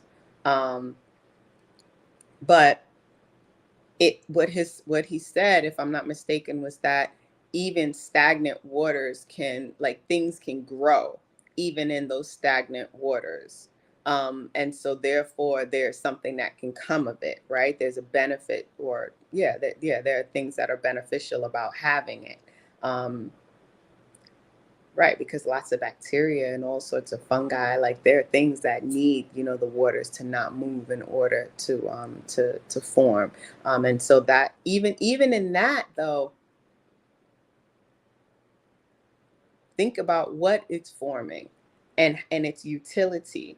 So when we are choosing to court, not aligning ourselves because of, oh, she's cute, oh, he's cute, oh, that's a hot boy, or that's a hot girl, whatever. And those terms are probably old, so I might have dated myself. But in whatever case, when we're not aligning our whole bloodline extension, you know, as builders and branches, based on that alone, based on the temporal, and the things that are truly fleeting, but instead based on who is the creator giving me a vision for? how do I actually court and get to know my sister or my brother in this space, and determine, whether I can, as a woman, how I can come into his orbit, and how I can function and serve his mission and his vision, and how he'll use and see me fully and utilize the pieces of me that the creator has called out for him to kind of chisel out and give me that structure and that form. Uh, and then what comes of that? What kind of offspring? And it may not be a physical child, right? The offspring could be the businesses and what you together produce within the community. Because of course, this Anu is plurality, right? So plurality is the idea. So every woman may not be. Some of us are older. A lot of us are. So it's like that idea that it's not just birthing physical babies, but how you choose to gestate and carry a seed that's been planted in you through to fruition. Hot girl. Don't laugh at that. It's I don't know. These are kind of the places that my mind goes. But then even for me, digging more so into mercury, sulfur, and salt. She gives us the beginning. So we get like, the the the moose bouche, if you will, or the really the small light taste of what these concepts are. But we know that we then need to dig and explore and allow this to be what we fill our bodies with. And in so doing, with every breath that we take in and release, allow space for the Most High to really set up shop. Because through that is where the miraculous healing comes. Through that, through creating space for you to actually be all that you were originally designed to be, that you may not even see for yourself because our glasses are just so murky. Yeah. Anywho. Woo wee. All right. Come on through. I see. Uh-huh. Yeah, I can hear the segue into closing out. If I could just stick to the point there. No, I wasn't. I was trying to bring myself back from wherever I was traveling to. Okay. Yeah, I got you. But what you had said about the mercury, sulfur, and salt, Chief had touched on those before in an earlier segment. I know it was one of the 2017 segments, but I don't remember which one. It was actually a couple, I think, where he touches on all of them. I think it was sexual alchemy. I could be wrong, but he did one on meeting, a series on meeting. So if you're looking to dig deeper, I think it's around that area in the vicinity. But also what you had said about someone who may be in a hospital or bedridden, it made me think of a song that I was listening to last night. It's a Metallica song. It's called One, and it's based on a book called Johnny Got His Gun, and it's about a soldier who was drafted into war. He went to war, and there's like a landmine that blew up like right in front of him. He didn't die, but you could almost say close enough, because all of his limbs were blown off. His face was damaged beyond repair, and he lost his ability to see, hear, and speak. So it's called One because it feels like he's the only thing in existence. He can't see, he can't hear, and he can only feel, and the only thing he can really feel is pain. And it made me think of, there are some people who exist like that, not in the physical, but almost in a spiritual sense, but they've been so traumatized and so damaged that they can't really connect, in a meaningful way. And, just being aware of trauma and what's inside the body sometimes you can look someone in the face and they look perfectly fine, but you don't know what's going on beneath the surface. You know, he was like that, but you could tell what was wrong with him because you could see what was wrong with him. But some people's symptoms may not be so obvious. You know, so what are you holding inside of you, right? Because you can't like peer inside of someone. You can only look at their aura or their behavior and see, okay, something is off here. You know, and sometimes people can see that in you, and you're not aware of it because of your level of development. So that was something that you made me think of when you brought up the hospital example. This was actually a song that was showed to tribal people, and you got to see their reactions and the level of empathy they had for this person because they realized this person is like, it's like he's not even alive. You know, so yeah, that's what I wanted to touch on. Did you go ahead and close it out? You know, I know he's ready to close it out. Oh, no. What you just said, go ahead, Akotiafe. No, go ahead, finish, and then I'll come in. Okay. Just in case you were ready to close. Oh, no, I wasn't. Goodness gracious. We could go till all night long. All right. So, as I was listening to the description, Master Menelek, it made me think of it, or it sounded to me like a metaphor for just being numb. Right. And so that's a more literal, like, you can feel, you can see, you can, like, you don't have any of your senses. But how many things have we done? How many substances, and I don't just mean, drugs and alcohol, but just whether it's shopping or whether it's overeating or sugar, or maybe it's crunchy, salty sweets, or maybe it's lashing out in anger. There are so many things that we do to numb ourselves, to not feel, to not see, to not think. And so how do those things impact us and really our ability to be that container? It impedes it, because if we can't feel, then how do we sense the presence of the Most High? How do we commune with the Most High if we're numb? How do we even begin to recognize that? And it also made me think about when you were talking about how we can't recognize this.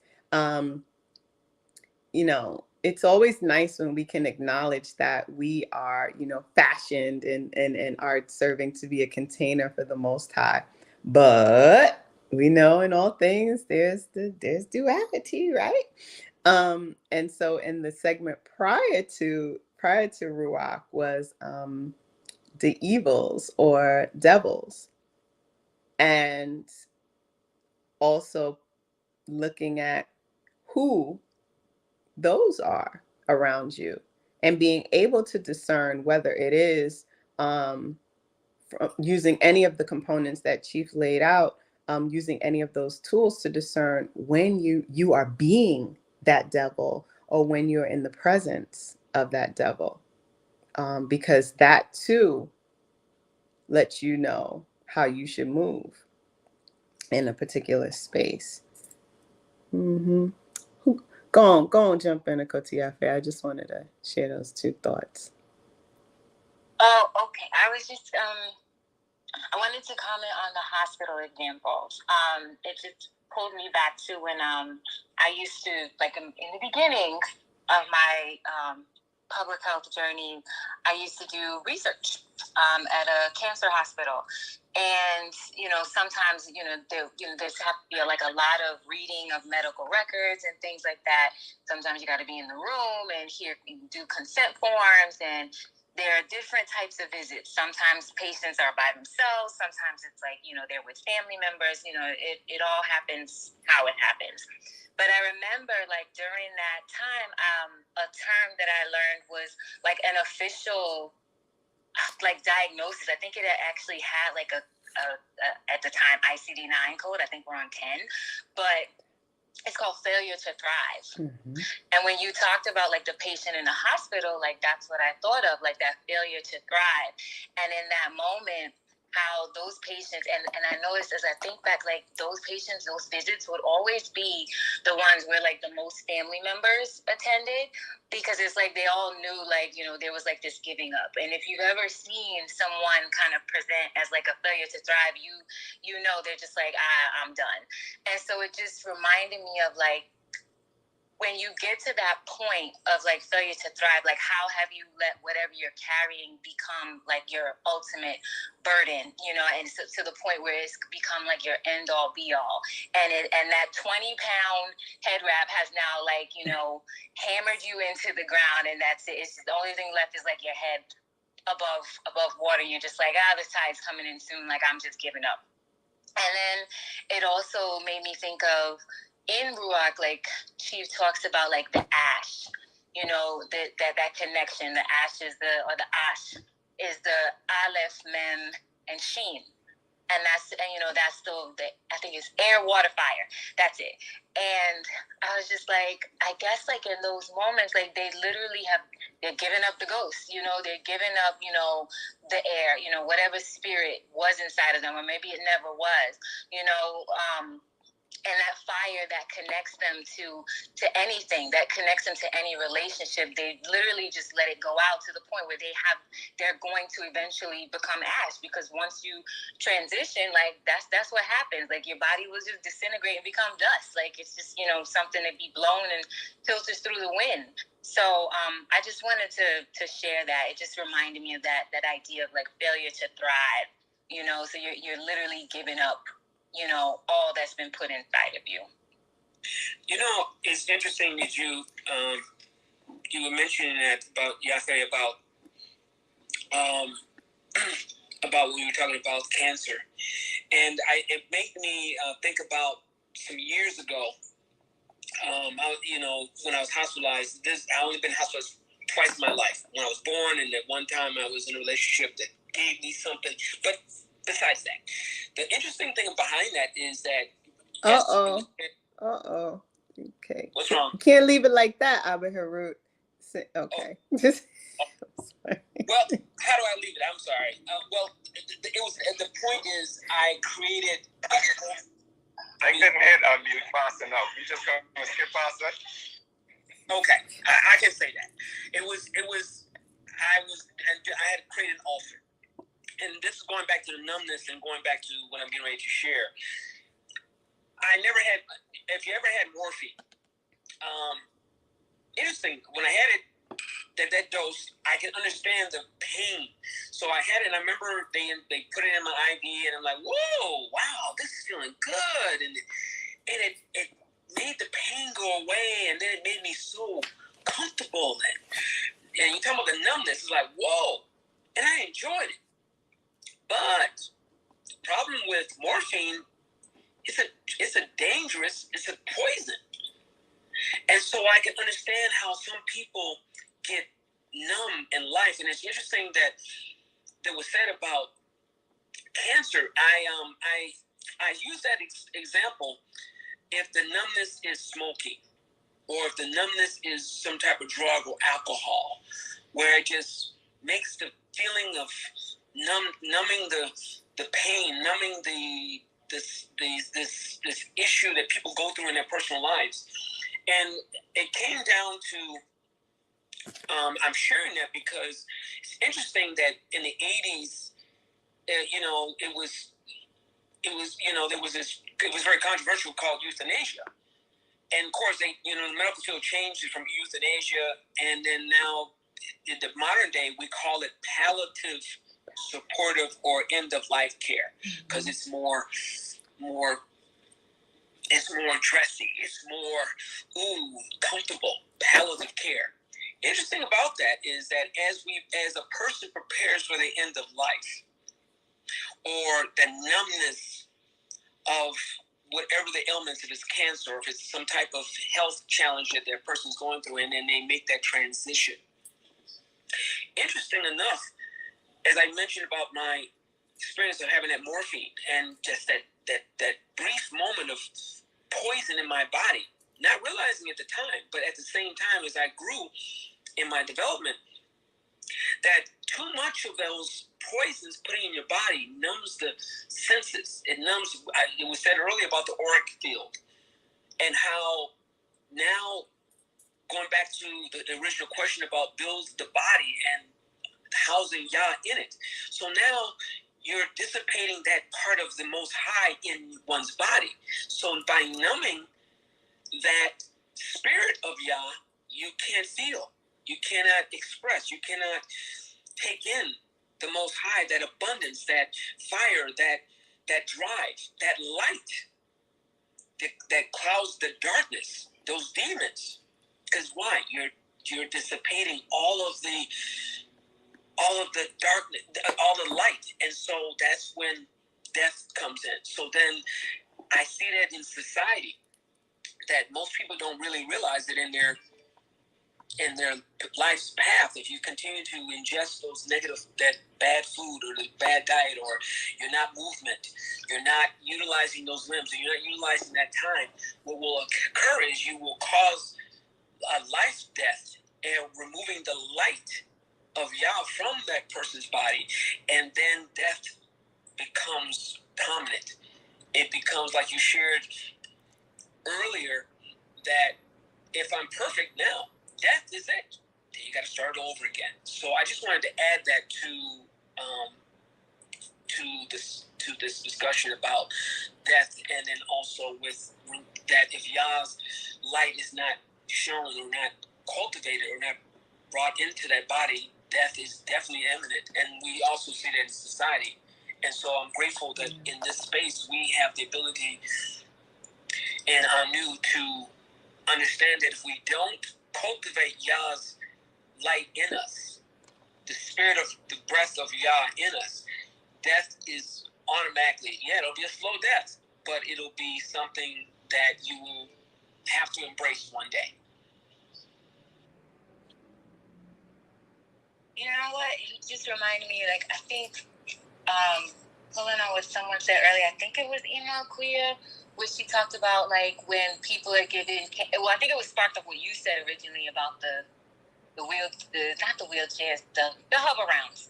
And, you know, those things like canes or like the wheelchairs sometimes, and even I think she mentioned morphine, and you can correct me if I'm wrong, like those things are given like as assistance. Yeah, like, you know, for this temporary time being to help you with that pain. And then what happens is a lot of times, and we see, you know, this is why we have an opioid epidemic, people don't want to experience that pain, so they just kind of develop this addiction to, like, I just want to remain numb. I'm afraid to feel the pain of that healing coming through my body, so I'm gonna just numb myself. And then as a result, what happens, like, certain things atrophy and they're no longer being used for what they're supposed to be used for. And so unless you have, you know, unless you do have that will and drive to cultivate, as you said, what Y'all put inside of us, you know, you're not going to be able to, and I'm going to make a movie reference. What's her name? Black Mamba, you know, wiggle your big toe.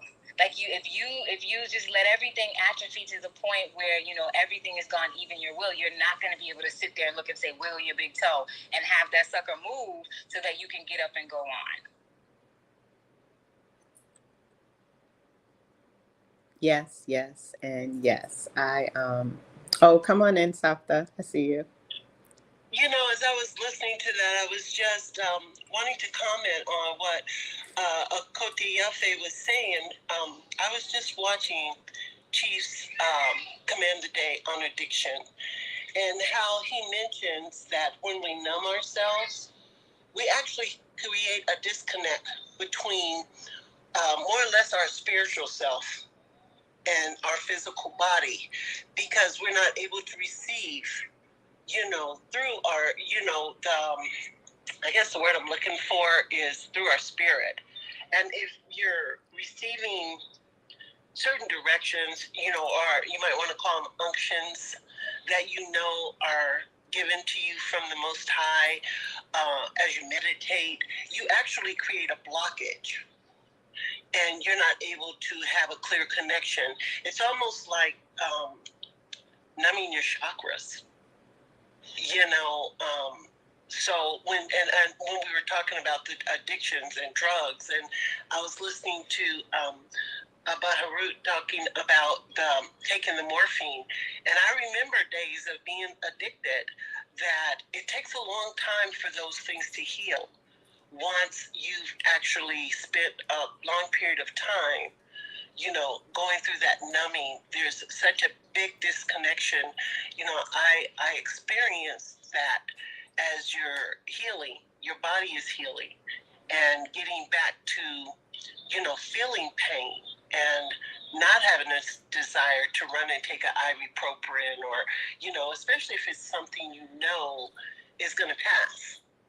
And your tolerance becomes less and less the more you disconnect, the more you numb yourself. So it's actually good to, especially when healing, to actually feel the pain, as has been said so many times when we talk about our body. So I just wanted to share that because it really hit home for me.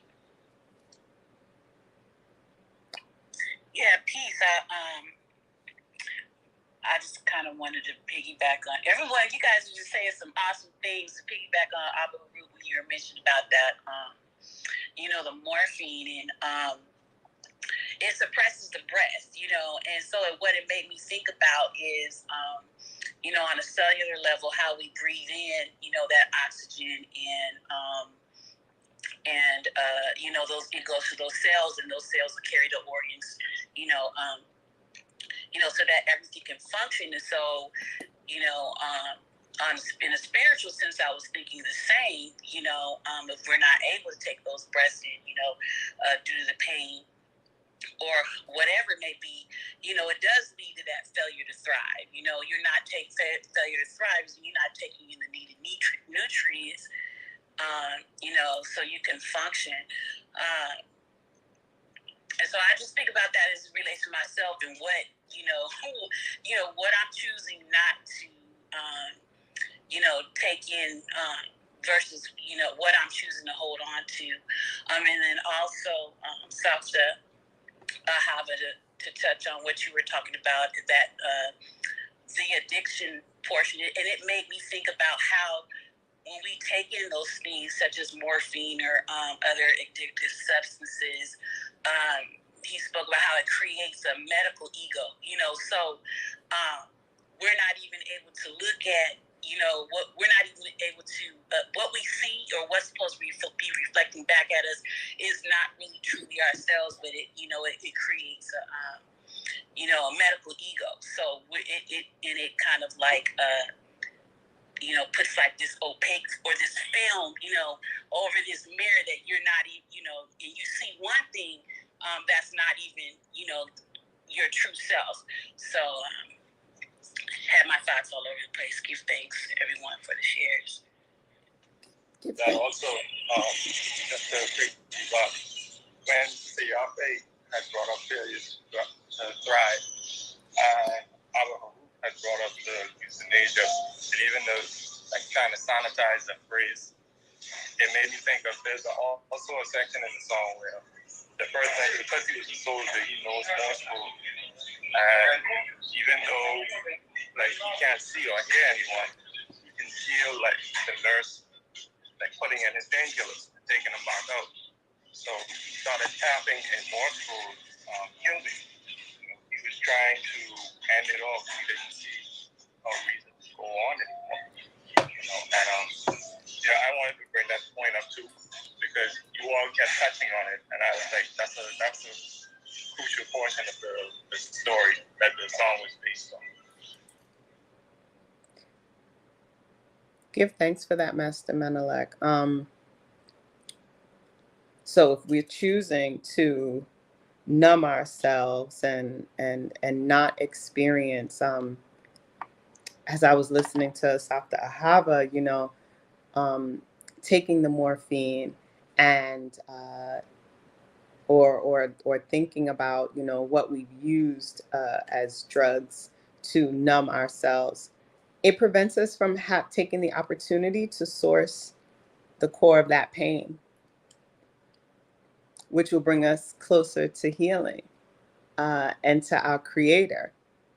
And then which gives us an opportunity to even be more grateful for grace, right? And for that redemption. And so if we fail to do that, which would be one way of us killing a part of ourselves, right? So by going through that healing, by enduring that pain, which is another segment, right? Killing me. Either we're choosing to kill parts of the me that no longer should be here, or we're doing that Morse code and really asking for this experience in its entirety to end. So death thinking, death culture, Morse code, Morse code for just put me out of my misery. However we want to look at it, it's all due to ego, right? Which I think that was Ima Akuya who spoke about the ego just now. And I'm like, well, yeah, that makes sense, because if we're edging God out, and we're talking about the body and what we're taking in and holding, then what are we letting in? We're letting the demons in, or we're letting them take dominion and multiply, right? They're already in there, so we're just having less God and allowing more space for that vibration to expand. And some of us got to see what that looked like up close and personal quite recently. And we should realize, well, I'm sorry, I'm just going to finish this sentence, Master. And we should realize that although we may have witnessed it in another, think about how many times it's you. Like, that did not look like anything I ever want to present in any space among my air likes or home alone. Okay. So let's just, create more space to allow the Creator all of your vessel. Come on through, Master Menelek. Pardon. Oh, no worries. I'm doing the best I can with my equipment. Yeah, when you were speaking, it touched on it before. Oh, wait, I'm sorry, Master Menelek. You're a little bit choppy. It made me think about conservation. Like, how do you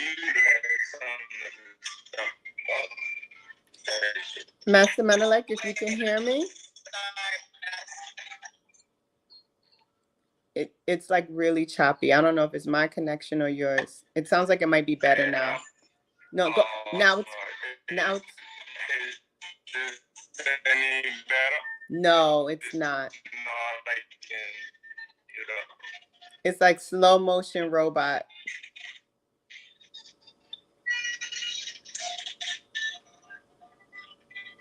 Yeah, it's slow motion robot. So maybe try a new location. Maybe, I don't know. Yeah, it might be.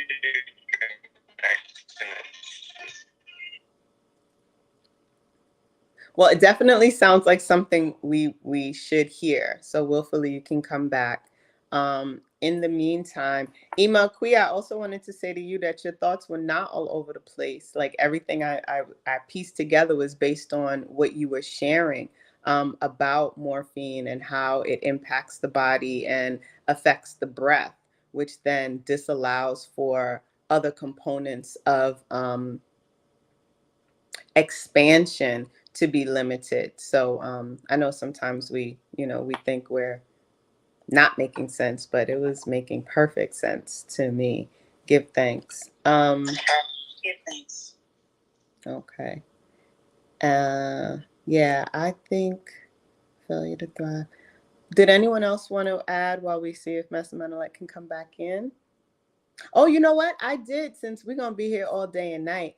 I did want to just reach back out to the Koti Maria. You had said you had a few questions that you wanted to pose to the cipher. So maybe we should get one to get us going. If you can hear me. Uh-oh, maybe not. Peace, I can hear you. Greetings. Okay. I don't know. I mean, the conversation kind of went a different way, so I don't know if it will be. But one of the questions for the women specifically was just what observations about our self-shape are we currently detaching from? You know, because there's, you know, I think about the idea of removing and removing some of the thoughts and the historical patterns in behaviors. But in order to do that, like we do have to identify when we are the ones who have a demon moving through us or a devil moving through us, so to speak. As you mentioned, like you know, you said you don't want to be the one who presents that way, but maybe we all do in some shape or form. And do we know or have an idea of our self-shape enough to identify it and detach from it?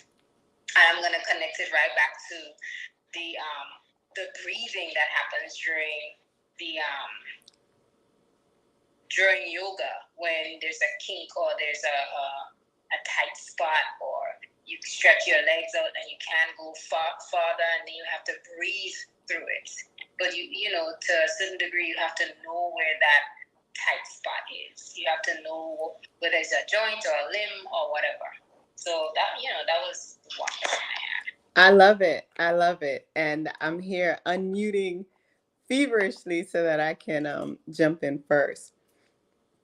But before I do, it's a perfect segue for me to just share something. I was going to close out with it because there wasn't a space for it based on where the conversation went. But in the Anu way, in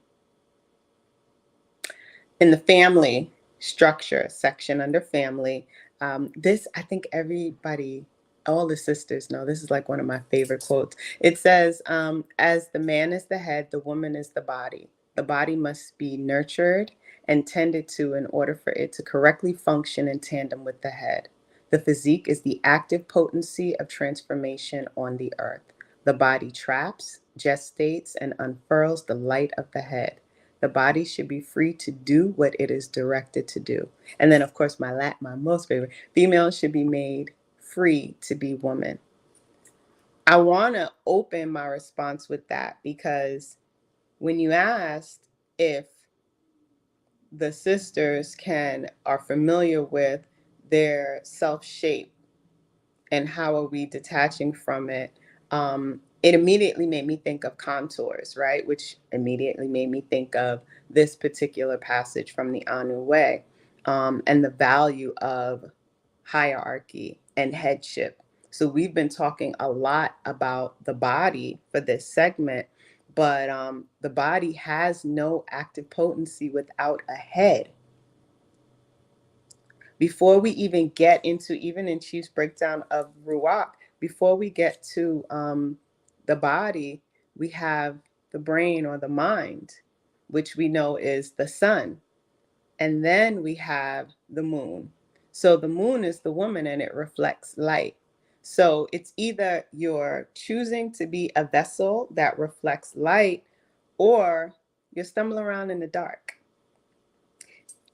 So that's a part of my answer. My self shape is based on the feedback that I received from headship. And with that, the thing that I am most, how do I even say? The thing that I am detaching from, am committed to detaching from more and more every day is all of the components of feminist programming that still exist. It is so easy, I'm being told, to say, well, yes, I'm obedient and yes, I do, but no, I'm not obedient and no, I don't do all that I am to do. I'm not obedient to spiritual headship or to physical, literal headship. And as a result, when I make that choice, I'm literally stumbling around in the dark like a bumbling idiot. Why? When all that's really necessary is obedience, and reflecting light. And so, honoring headship and respecting the strength of a strong man and not a weak male is really where it all begins for me. That's the truth.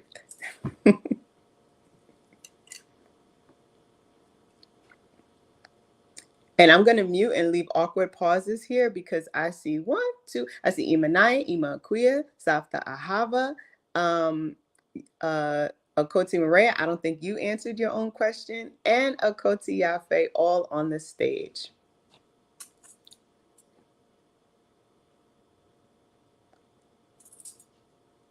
And so this is a perfect example of how stagnant we are, right?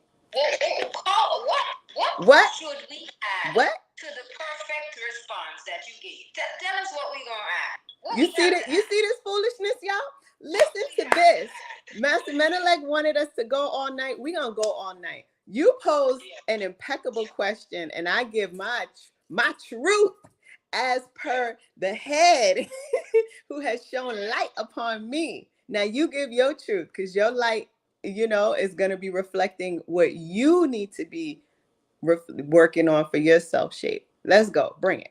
Well, I will say it was a perfect response, and my response will not deviate from that because it is rooted in the way and the way we ought to function. So I will say, in addition to my head giving feedback, what part of my feedback is I also need to make observations about my self shape. So it can't just be, okay, yes, I get this, but no, I kind of have to dig into, well, where is some of this coming from, right? And some of those behaviors, I'm being charged to. At one point, I was being charged to actually engage more and speak, and I had to think about, well, is there a selfishness that comes from pulling back or withdrawing and not engaging fully? So I had to walk down a path of really thinking about, not that I'm not doing what was instructed, but I have to also think about where it was coming from, because we can do and be obedient. At the same time, I had to figure out, okay, where is that coming from? Why is it showing up as a part of my personality? So, even that is important. And I say that because there are times I ask, like, okay, have you even thought of it beyond just giving a response or giving feedback?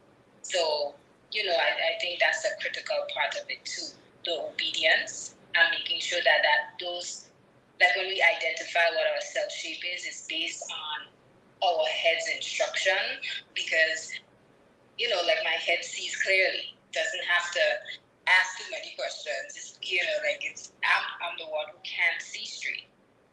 I'm the one who can't see, but I've been given, here, this is what it is. So in many instances, just thinking about what that instruction is, doing it, acting on it, at the same time being able to speak to where some of those behaviors came from and why they're showing up. And I have to say, there are parts of it is my own rebelliousness.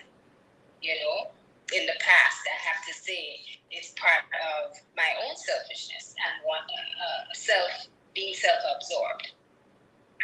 So, and I would not have been able to identify, okay, well, this is showing up this way because if I had not given it thought, right? And again, the giving it thought is not overthinking without doing, it's acting and doing, but I also have to be able to identify the source of where some of those behaviors came from. And I would say I'm still currently detaching from that, because there are times that it's almost like comfort. Can y'all hear me? Yes, I can hear you. Yeah, sometimes that being in a space where I'm listening and taking in knowledge and not necessarily sharing and you'll see this is what happens. I'll get in there and I'll make like 5 different points, one after the other, boom, boom, boom, boom, boom. And so I was like, well, how does that connect?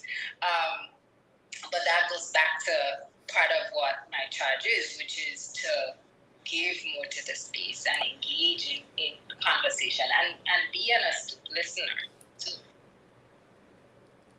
Give thanks. So before anyone else unmutes, let me just share that Chief Yuya put in the chat on YouTube.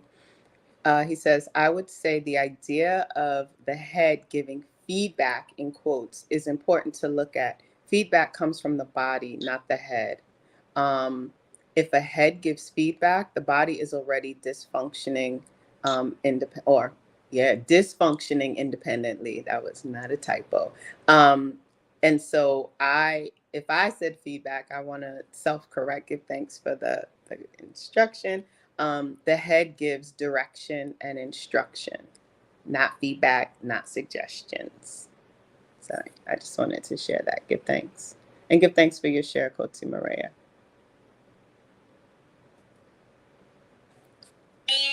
Okay, so if you can hear me, yes, okay. Yes. So I'm gonna say the answer is no, because I'm still becoming. So this is to the question, like, do you know your self shape? I guess that's the question. And I think if I'm still becoming, then no, that shape is morphing all the time. Sometimes I am in stagnant waters where I'm not functioning properly, where I'm not being obedient. And then there are other times where the water is less turbulent, and I'm functioning in a better space. And in all of those movements, there's this constant morphing of what I am becoming. So I want to say, I am going to say no, that there is not this outline of what my self shape is, because it's always morphing, and the goal is that it's morphing into what Yas will me to be, or put me here to be. And that instruction coming through my head, who sees it more clearly than I do or can. Okay, so I'm gonna restate the question for you, because it wasn't so black and white. It was, what self shape are we detaching from? Are you detaching from?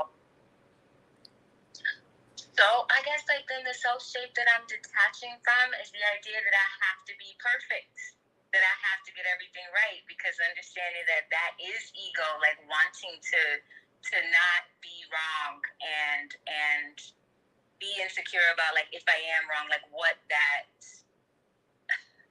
In this case, I am going to say feedback, and I'm not talking about the head, but just what other people are going to say, like what that noise is going to be regarding, what I may have said or what I may have produced, and knowing that it's okay if it's wrong, and if it's wrong, just go back and do it again.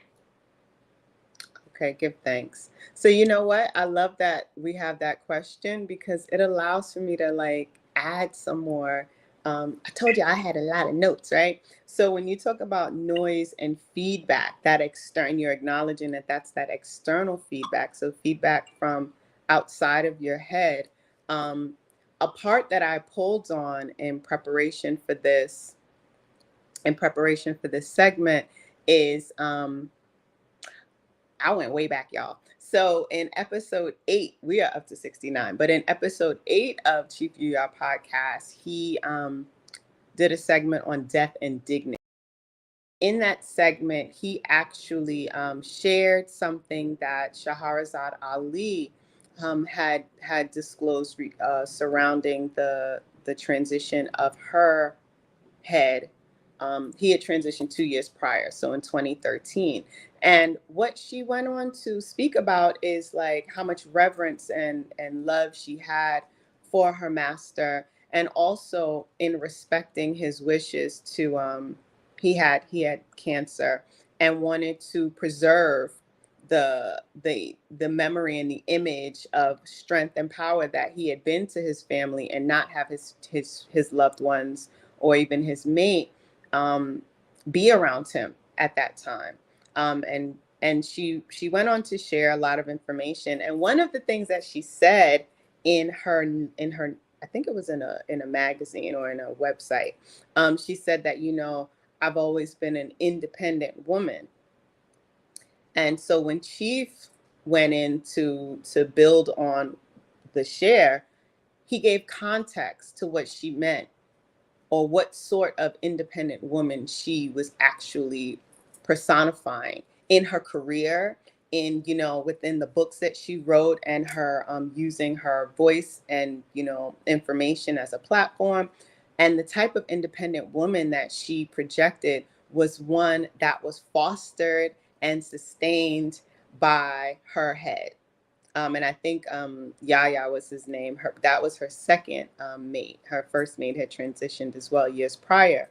But within that, that was the nucleus.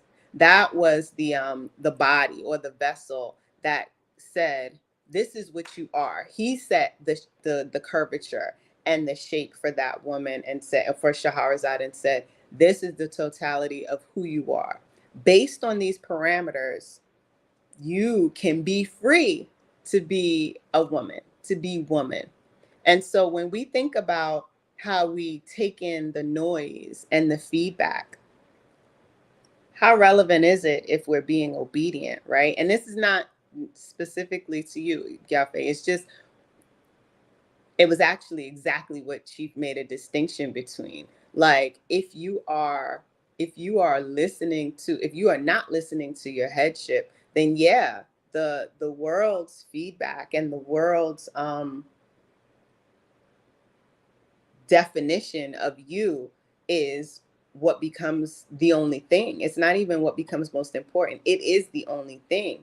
But when we're coming under headship, in this example, when Shahrazad Ali, functioned under headship, it didn't matter what. I mean, we can go back to what was happening. I think it was in the late 80s, early 90s, when her first book came out. I remember, like, the Donahue segments, right, which you can still find on YouTube. It was like, it was ridiculous the way that they would come for her. But she stood firm. And when I look at it now, look at those segments now, it's like, oh man, she stood firm, because you know what? There was power keeping her back straight, keeping her head up, keeping her upright and erect. And then, of course, that head is connected to the Most High. So it doesn't matter what's being said by the outside world, or what the noise or feedback is, when we're aligning with instruction and obedience, which I already said that I don't always do, right? But when we do, this is what we have the potential of being. Um, yeah. Just give thanks. Come on through the last two emas. Peace. I would say I need to detach still from overthinking and not speaking up, and knowing when to speak up at the right time. I'm sorry, Imanaya. Is that what your head would say? Because that's right. Because we already know that's the container. So self-shape, you are detaching from, per your head, and your head is here. So don't let him unmute. Right, because I gotta speak up. So getting out of my head and using my voice instead of like hiding and not being seen and typing. Yeah. So I can not get not, be disobedient and get in trouble and get faces made at me, because that's what I did. Like, I didn't speak up at one particular time that I needed to speak up, and ended up messing up things for myself. But then another time, when I was instructed to do something, I got distracted and I did the wrong thing, and I did part of what I was supposed to do, but I didn't complete the action. So when that picture got painted for me, it was like, wow, yeah, okay, I didn't have anything to prove. So.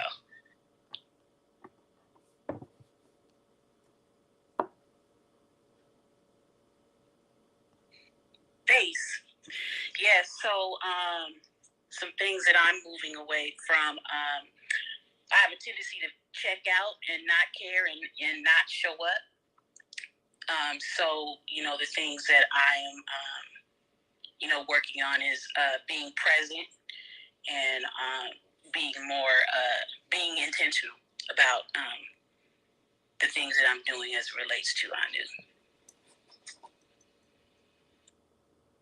Anu. All right, give thanks. I shan't dare close this beloved segment on Bati until there is a unanimous decision to do so. So does anyone else want to contribute in any way? Please feel free to, well, in any relevant way. Please feel free to do that. Mm-hmm. No one speaks. Is that it? I see no mics flickering. All right. So with that, I'm going to say, Yeah, I got something to say. oh man, come on now, brother. Don't do me like that. No, I was just playing. Go ahead, close up. No, come on. I know it. I'm like, he's like, yeah, last minute. Mic check. Anybody? Can I be heard? Okay, so seriously, thank you so much for the contribution. I will that, everyone listening, whether on YouTube or Facebook. And I want to just say thank you, give thanks to Dante Carter. At first, I didn't understand what was happening because I'm not using Facebook to actually like interface. I'm using a third party app. And so I just kept seeing names like Dante Carter putting names in the chat. And then I realized that that person was actually pulling people in. And sharing the information that we were discussing today. So I wanted to just say thank you so much, Dante Carter, for pulling so many people into this space to experience one of our midday affirmatives. When these were originally discussed and created, and the initial ones, which if you guys jumped in, these were really intended to be really brief, just that, a midday affirmative, to jump in and offer a word of affirmation. It didn't need to be more than 5 or 10 minutes. But I knew, feel, and think very, there's a question. I'm sorry. Think very deeply. And so we go for hours, which is beautiful. Chief Yuya actually put in the chat on YouTube, curious as to how often you women ask your heads for a diagram of your shape. Oh, how often do you ask for progress reports? I'll say I definitely don't ask in like for a progress report specifically. But I am am I doing it right? Am I getting it right? How am I doing? How can I fix it? Am I one of those? Like whenever something comes up, I want to know if I'm it. Like, am I that too? Like, oh man, okay. And then if so, what do I do? Which the what do I do piece isn't even truly necessary because, as I was recently reminded, I'm already given so many of the tools. So that's my answer. But give thanks for the question because I hadn't even thought about the diagram of my shape. That would be so helpful, especially when trying to get a better visual. So that's a question to you all as well, sisters. If you need me to repeat it, it is how often do you ask your head for a diagram of your shape? How often do you ask for progress reports? So I have not asked for a diagram of my shape. So there is no often because I have not. So, but I will be. Yeah, just lift the language right up out the chat. No, I'm joking. Okay. I have not. I think I've asked like in the very beginning, but not since then.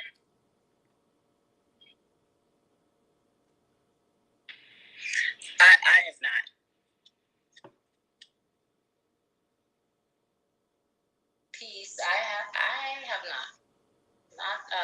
a diagram or a progress report. No. All right. Well, there's some beautiful beaming light for us to all go reflect and solicit some feedback so that we can truly grow. Well, not even feedback, right? Instruction and guidance so that we may grow. So give thanks. I'm pretty confident, Chief, you I knew our answers were going to be negatory. I'm sorry. There was something in the chat, but I'm not really sure what it means, and it's addressed to Chief, so I'll just leave it there. Okay, so with that, is there anything else that anyone wants to? Okay, so Chief says these answers prove that your head, quote, open quote, close quotes, your heads are not your mutually agreed upon heads. Your heads are still the ones on your shoulders. All right. So there we have it. More opportunity to grow and be obedient. Give thanks for that, Chief. Yeah. Yeah, if we're not taking instruction and soliciting our contours and our self shape, then we think we know our shape. Yes, sober truth. Yeah. And again, while we're answering these questions, those of us who are still, on the speaking panel, these are things that you can answer in the chat if you're replaying this on Facebook or on YouTube. And of course, if you're replaying the Clubhouse, you can go in and reply as well. I think I see. Were you unmuting Abba Harut? I'm sorry. I'm trying to watch the screen. Okay, it looks like maybe no. So I'm going to close out on that note unless there's. Oh, so Chief says the man is the head of his women. We are not speaking. Oh, okay. So he's answering the brother in the chat. Okay, so someone asked in the chat, Chief, we talking about the physical. So I guess he meant the physical head. And Chief's response was the man is the head of his women, and that we are not speaking of Ori. So that was answered.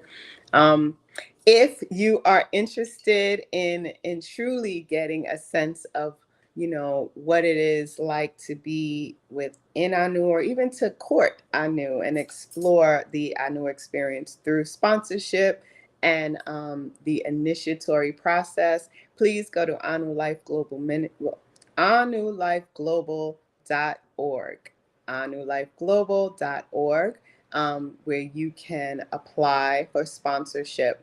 And just to give a little bit about what sponsorship would look like. So one of the brothers and sisters, well, first you're interviewed by a panel of either Anu men or Anu women. And then our Chief Jegna makes a final decision as to whether you will be offered opportunity for sponsorship. And then your sponsor would be one of the brothers or sisters in Anu. You'll go through a 9-strong or week, as you may call it, orientation process. And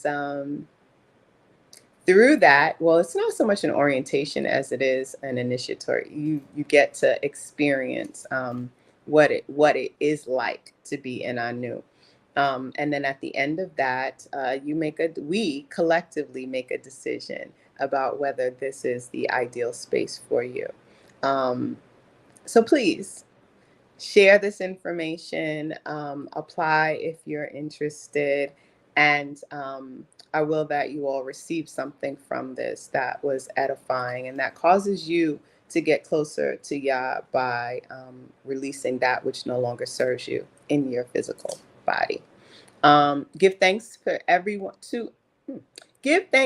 everyone who contributed through Clubhouse. I thoroughly appreciate you all, and to the responses in the chat. Be well. Peace. Peace.